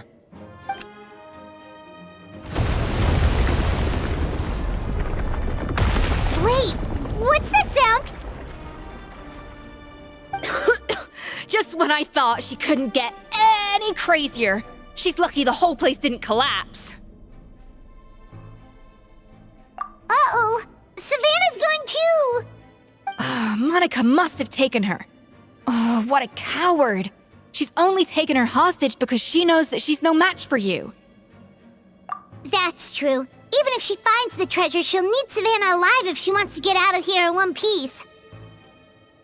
Oh, well, our path's been blocked, so let's look for another route.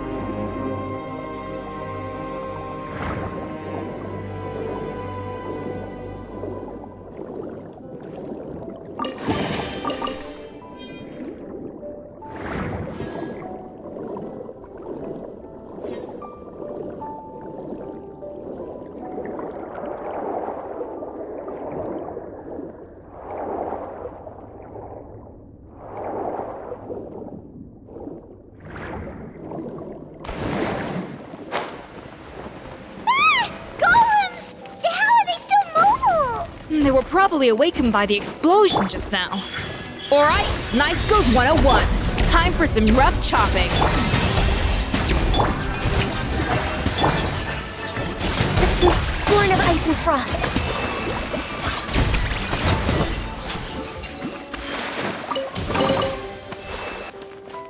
Another door? Guess we need to prepare another feast for our guests.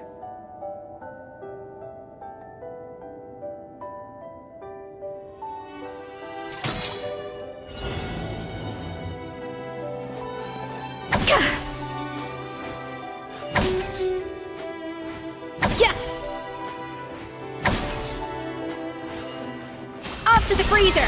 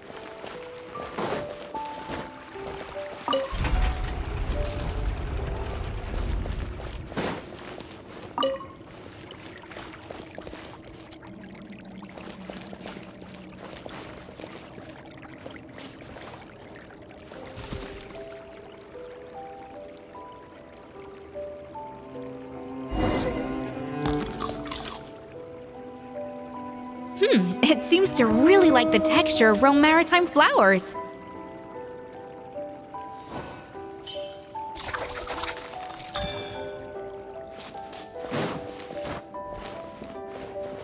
A dash of frosting!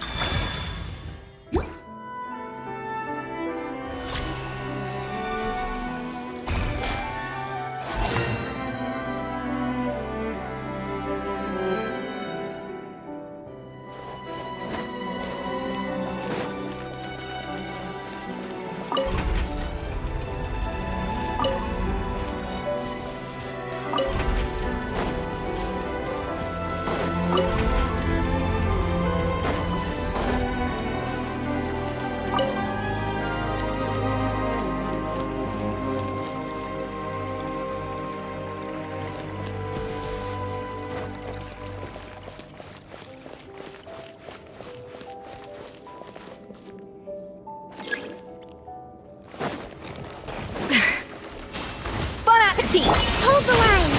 Right now, emerge. Strike a pose!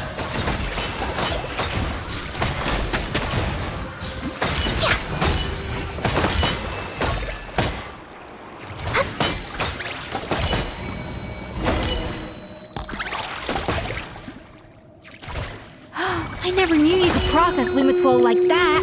Alright, I've got to jot this down. Lumitwols and maritime flowers. This could open the door to a whole new world. Yep, that's literally the plan. Wait, hold on. Which door are you talking about?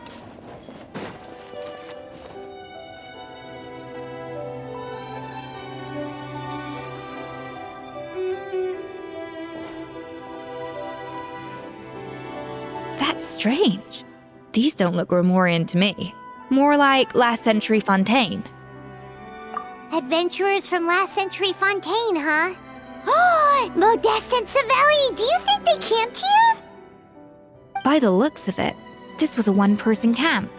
They adventured together, but maybe one of them came back alone at a later date.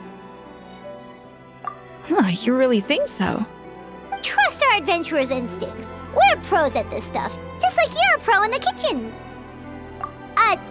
Okay, well, the Traveler has more adventuring experience overall, but Paimon's definitely a pro rummager from all those treasure chests. Darn it! Paimon was just about to show off her rummaging skills! Huh, no kidding. Are all adventurers so obsessed with journaling? I mean, I guess I take a lot of notes when I'm cooking as well, but I thought that was just me. Anyway, let's find out who was here. been years since I've last visited these ruins. It's exactly the way I remember it. This place probably hasn't changed in millennia. Sadly, up above, on dry land, everything has changed. The treasure of Remoria. That's what we used to call it. Modeste was right about its potential. It turned Gâteau de Bourg into a national sensation. Our limited stock of the substance meant that the gâteau could only be produced on a small scale, but this only drove up the popularity all the more. Modeste was right about that too. He predicted all of it. He was praised as a genius, while I, as the one person who'd ever disagreed with him, was labeled a talentless fool. Modeste tried his best to console me, but I knew better than anyone just how great the gulf was between us. Our conversations grew scarce, and we saw less and less of each other. I didn't fight it. He had new friends and a career of his own. Why invite further disdain by inserting myself where I did not belong? I told myself that maybe one day, when I finally created a masterpiece of my own, I'd be able to face him without shame. Or maybe one day, when I've put these feelings of self-loathing behind me, I'd be able to ask him with a smile on my face, how about we go on one more adventure, for old time's sake? Unfortunately, that day will never come. So it was Savelli. From the sounds of it, he came back after Modeste had already died. I always thought it was just a legend. But if it's true, then this must be the place where they found their secret ingredient, the birthplace of Gâteau de Bourg.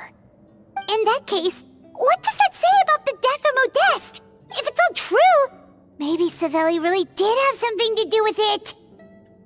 The taste of Gâteau de Bourg has changed. Modeste was convinced of this, even though everyone swore they couldn't tell. Being the perfectionist that he was, he refused to accept even the slightest flaw in his work. He stopped all sales of the product, locked himself away in the kitchen, and worked day and night, vowing to find out where he had gone wrong. But as he baked and taste tested over and over again, he found he only strayed further and further from the original taste. It was only when he was sipping on coffee one day and realized he could not taste the bitterness that the truth finally dawned on him. What had changed was not the gâteau, but his sense of taste. The treasure of Remoria stimulates the senses, taste included, and invigorates the spirit. In the short term, it offers people the ultimate gourmet experience, but in the long term, it dulls their senses entirely. In hindsight, it made perfect sense. After all, why would a culture that sought liberation from the constraints of their bodies care for the loss of their senses? But we realized it too late. We were just too late. Over the course of his many culinary experiments, Modeste exhausted the remaining supply of the treasure of Remoria. He consumed it all himself. The finest culinary talent of his generation now faced a future in which he would never be able to taste anything ever again. Finally, in despair, he took his own life.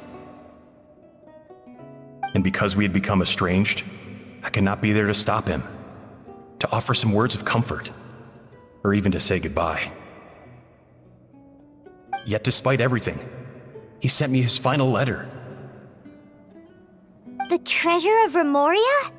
Guess Monica was really onto something. It really was a kind of drug. So, Modeste chose to end his own life. Then, why all the rumors that Savelli murdered him?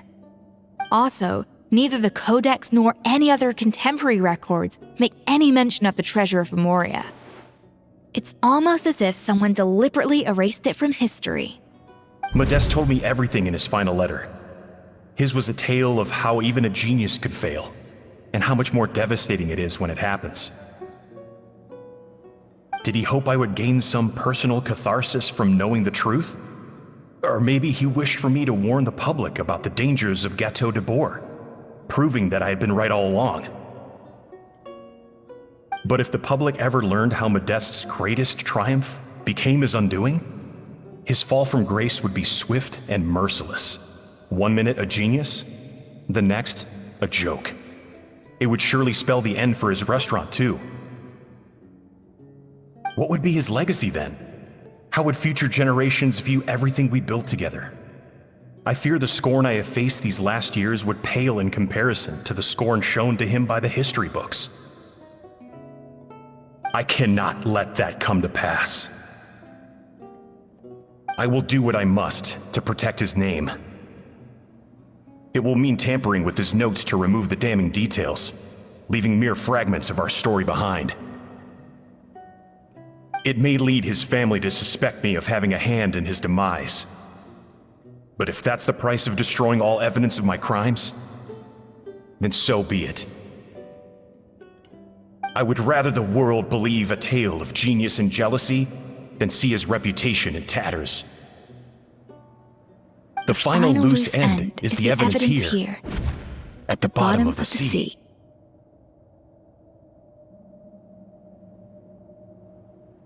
Huh? What's wrong? Didn't we say Savannah should be safe for now? So we thought, but if Monica finds out what happened to the treasure, there's no telling what she might do.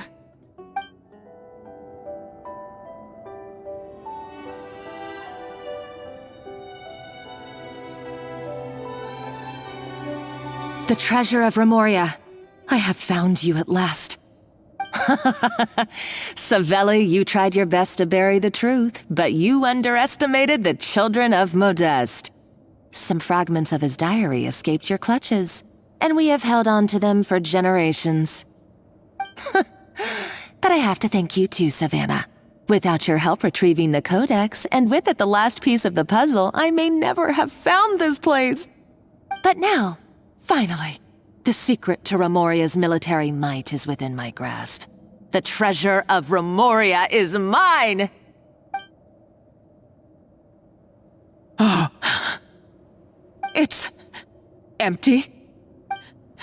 It's empty? Monica? Oh, we were seconds too late. Escoffier? What's the deal with that jar? Savelli's final act! He wanted to conceal the secret of the treasure forevermore and make sure it would never harm anyone again. So he came here after his friend's death and destroyed every last shred that remained. This can't be happening. All the years I spent piecing together the truth. All my painstaking planning.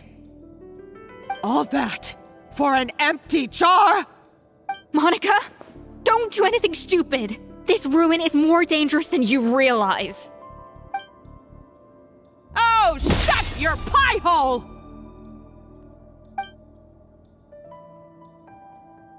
Praise be to Lord Remus. You barbarian shall be slain.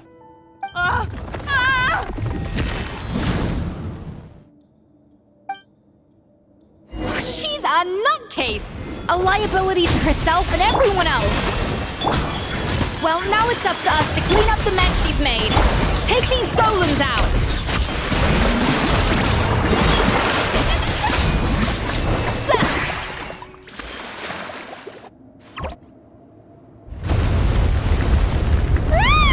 Why is this place still shaking?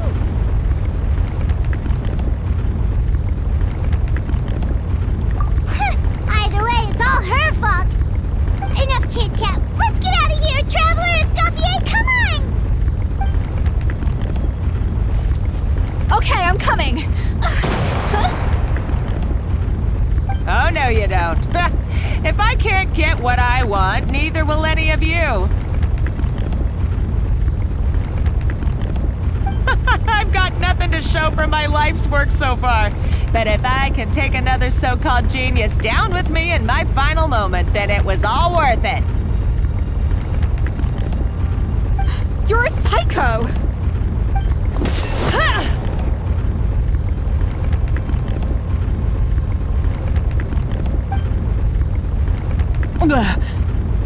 Savannah?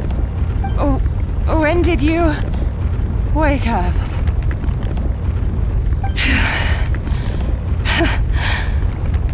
I may be a lousy chef, but it looks like I'm not a complete waste of space. Traveler? Okay, let's go!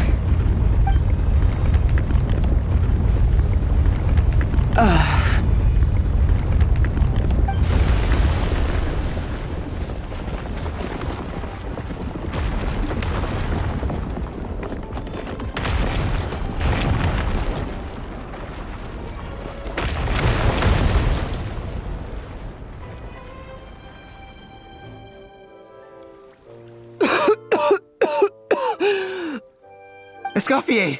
Savannah! Traveler! And Paimon! Venejem! What are you all doing here? What did you expect us to do? Stay at the restaurant and sit on our merry derrieres? While the Traveler and Escoffier were out here risking their lives? We had to do something. Even though that something ended up being, well, waiting for you here instead. I don't deserve any of you. And I certainly don't deserve to be your head chef. It was my fault Escoffier had to leave.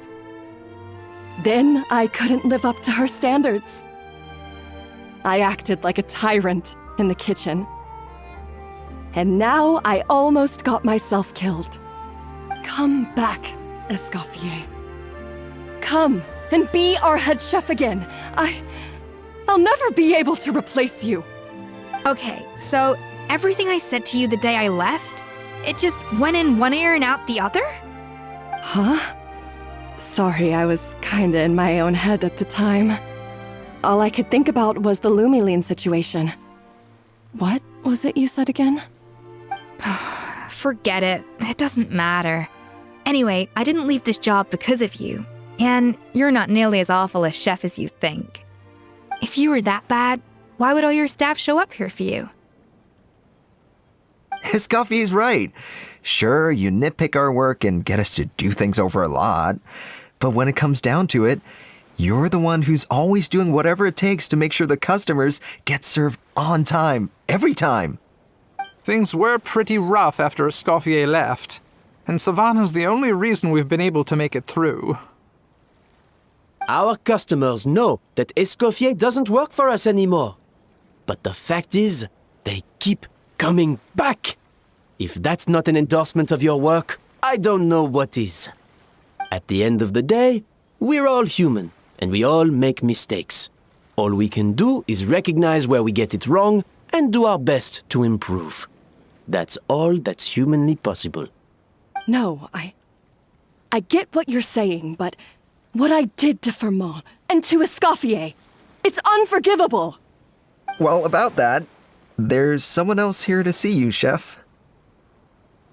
It's been a while, Chef Savannah. Fermont? I'm so sorry. I put far too much pressure on you, and the way I stubbornly refused to go and see you after you fell ill. There's no excuse. But I'm too late, aren't I? The damage is done. I heard that you can't even hold a kitchen knife anymore. Actually, I think I'm going to be just fine. Huh? We thought Firmin's problem was purely psychological in nature.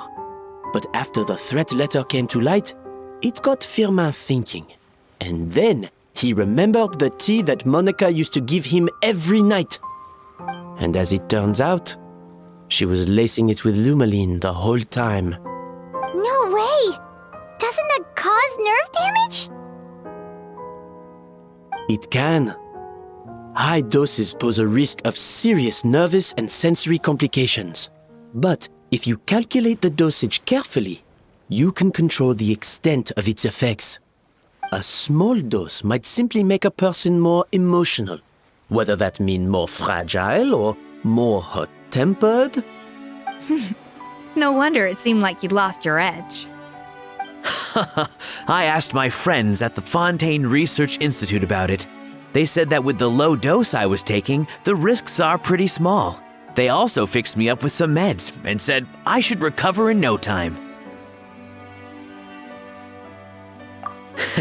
Well, that's what happens when you give someone a little bit of hope to cling on to. There's more. We believe that Firma was likely not Monica's only victim. You mean she poisoned me too? Oh, so that's why Savannah's been so irritable this whole time! Let's not be too quick to blame everything on the Lumiline. That stuff can only amplify what's already there. So tasty food will seem like the most delicious thing in the world, while food you don't particularly care for will become utterly revolting. So you better make sure you reflect on your behavior and apologize to every single person you've wronged. I will. I'm sorry.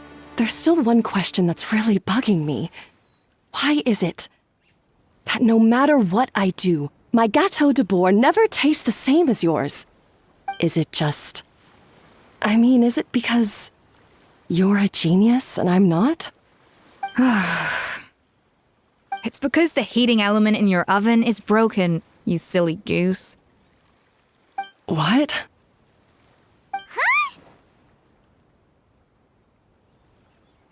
I felt like something was off during the cooking contest.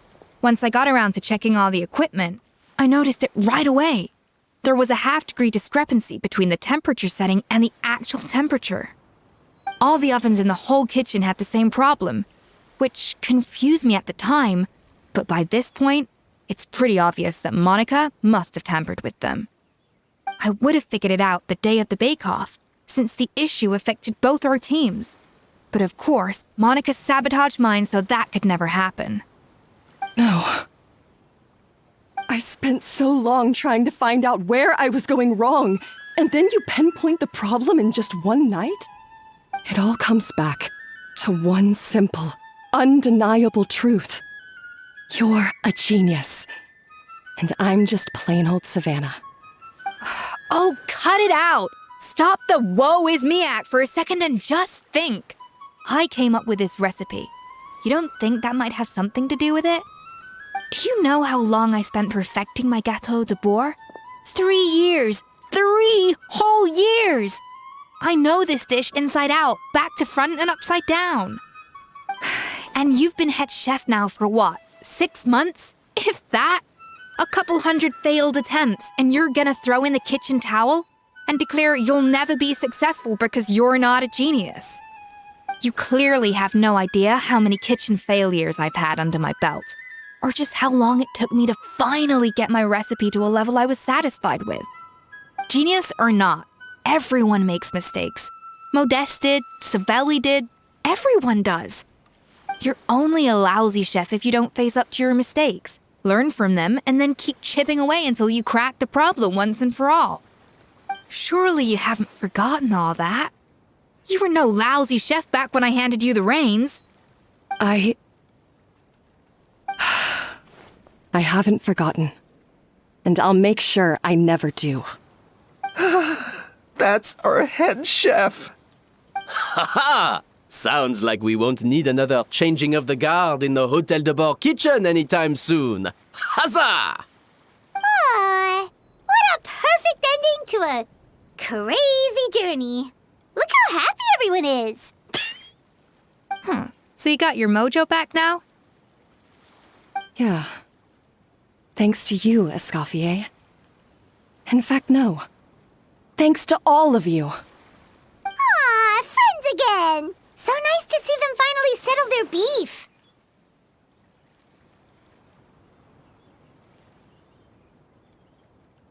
Good. So now that's out of the way.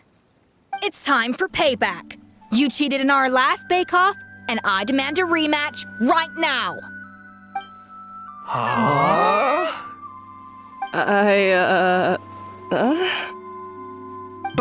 But that was mostly Monica's fault, wasn't it? Right. And also, does it have to be right now? Savannah's only just got her mojo back, and you barely escaped from a death trap. No excuses! This is a cooking contest between two top chefs, and nothing will stand in its way. So grab your spatula and get ready, because this rematch is happening today. Right now, this instant! Hey! So, this whole time you were salty about losing?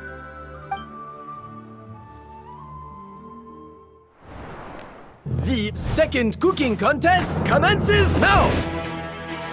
This time, no more games, and no holding back!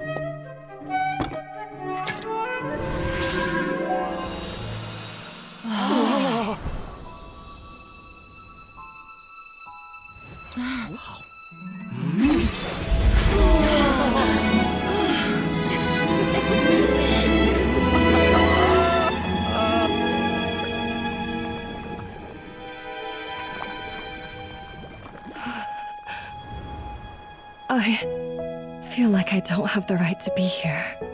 Hey, what are you so afraid of? You can't unbake it now. And if you don't serve it, then good or bad, you'll never find out how to improve. If you're too scared to fail, you'll never know what real success tastes like. So? Embrace your failure. Taste it. Digest it. That's the way to success. I don't know. Sounds like it's easier said than done. I'll do it.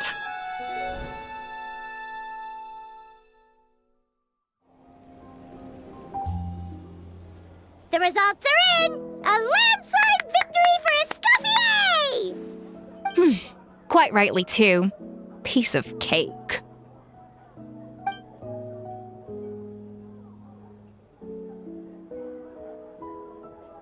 Oh yeah, look at that! Savannah looks pretty chipper too, considering she lost. Now, where were we? Yes. Do you have any more questions for me after everything that's happened? I thought Navia would have filled you in. And actually, I said all this to Savannah before I left. Although, as we saw, I don't think any of it sank in. I had two reasons for leaving. One was the food safety incident, of course, but the other was that the Hotel de Boer had reached a point where it didn't need me anymore. So I decided to step down and look for new opportunities to improve myself. Improve how?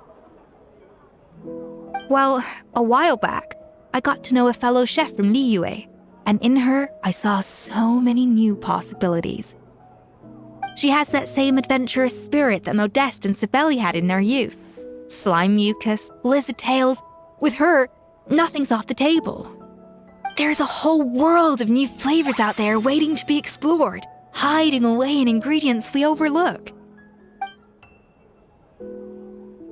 Case in point, remember those Romaritime flowers down in the ruins? I used them in the cooking contest just now.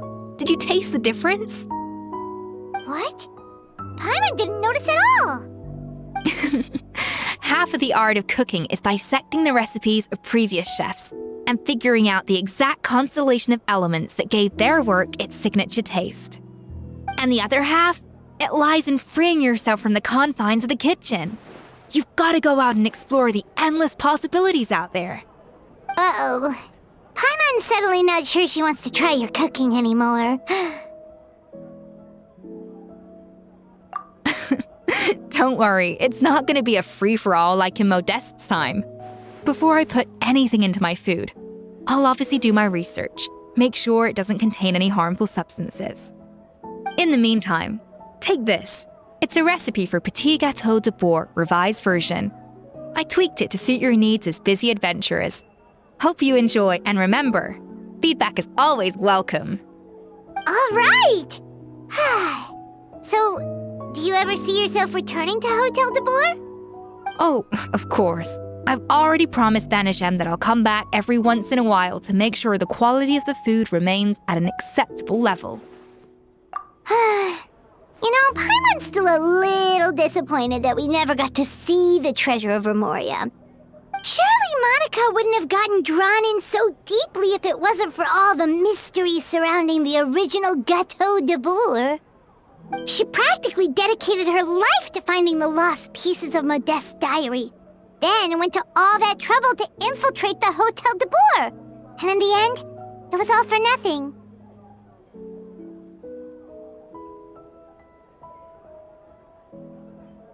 Since you mentioned the treasure, between Modeste's writings and what we saw in those ruins, I think I may have figured out the truth. The so-called treasure of Remoria was most likely a substance that the Remorians extracted from Lumitoiles, better known to us as Lumiline. Huh? So then, why all the hype back in the early days of Gâteau de Boer? Don't forget, it was a very different era. We could barely even refine sugar back then, so desserts were very much in their infancy. In a world of bland food, it's no wonder that the first thing to really excite people's taste buds took the world by storm. And as for the Lumiline, it may well have been somewhat valuable in ancient times. But these days, it's just another drug from the Fontaine Research Institute. Even if Savelli hadn't destroyed it all, I doubt it would be worth that much these days. So after all that, there was nothing in those ruins but worthless junk. Feels strange to say it, but Paimon almost feels sorry for Monica. She sacrificed it all only to get nothing in return. Hey! Huh? Navia? You just got back from that underwater ruin, right? Well, check it out. They ran a special issue. Did you see anything like this down there? Freshly unearthed from the ruins of Remoria. A magnificent jar thought to be over 1,000 years old. Experts say it has immense artistic and historical value. It could be worth an absolute fortune. Wait, isn't that the jar they used to hold the treasure? If only it was still in one piece. Some butterfingers must have dropped it or something. Ugh, it's such a shame.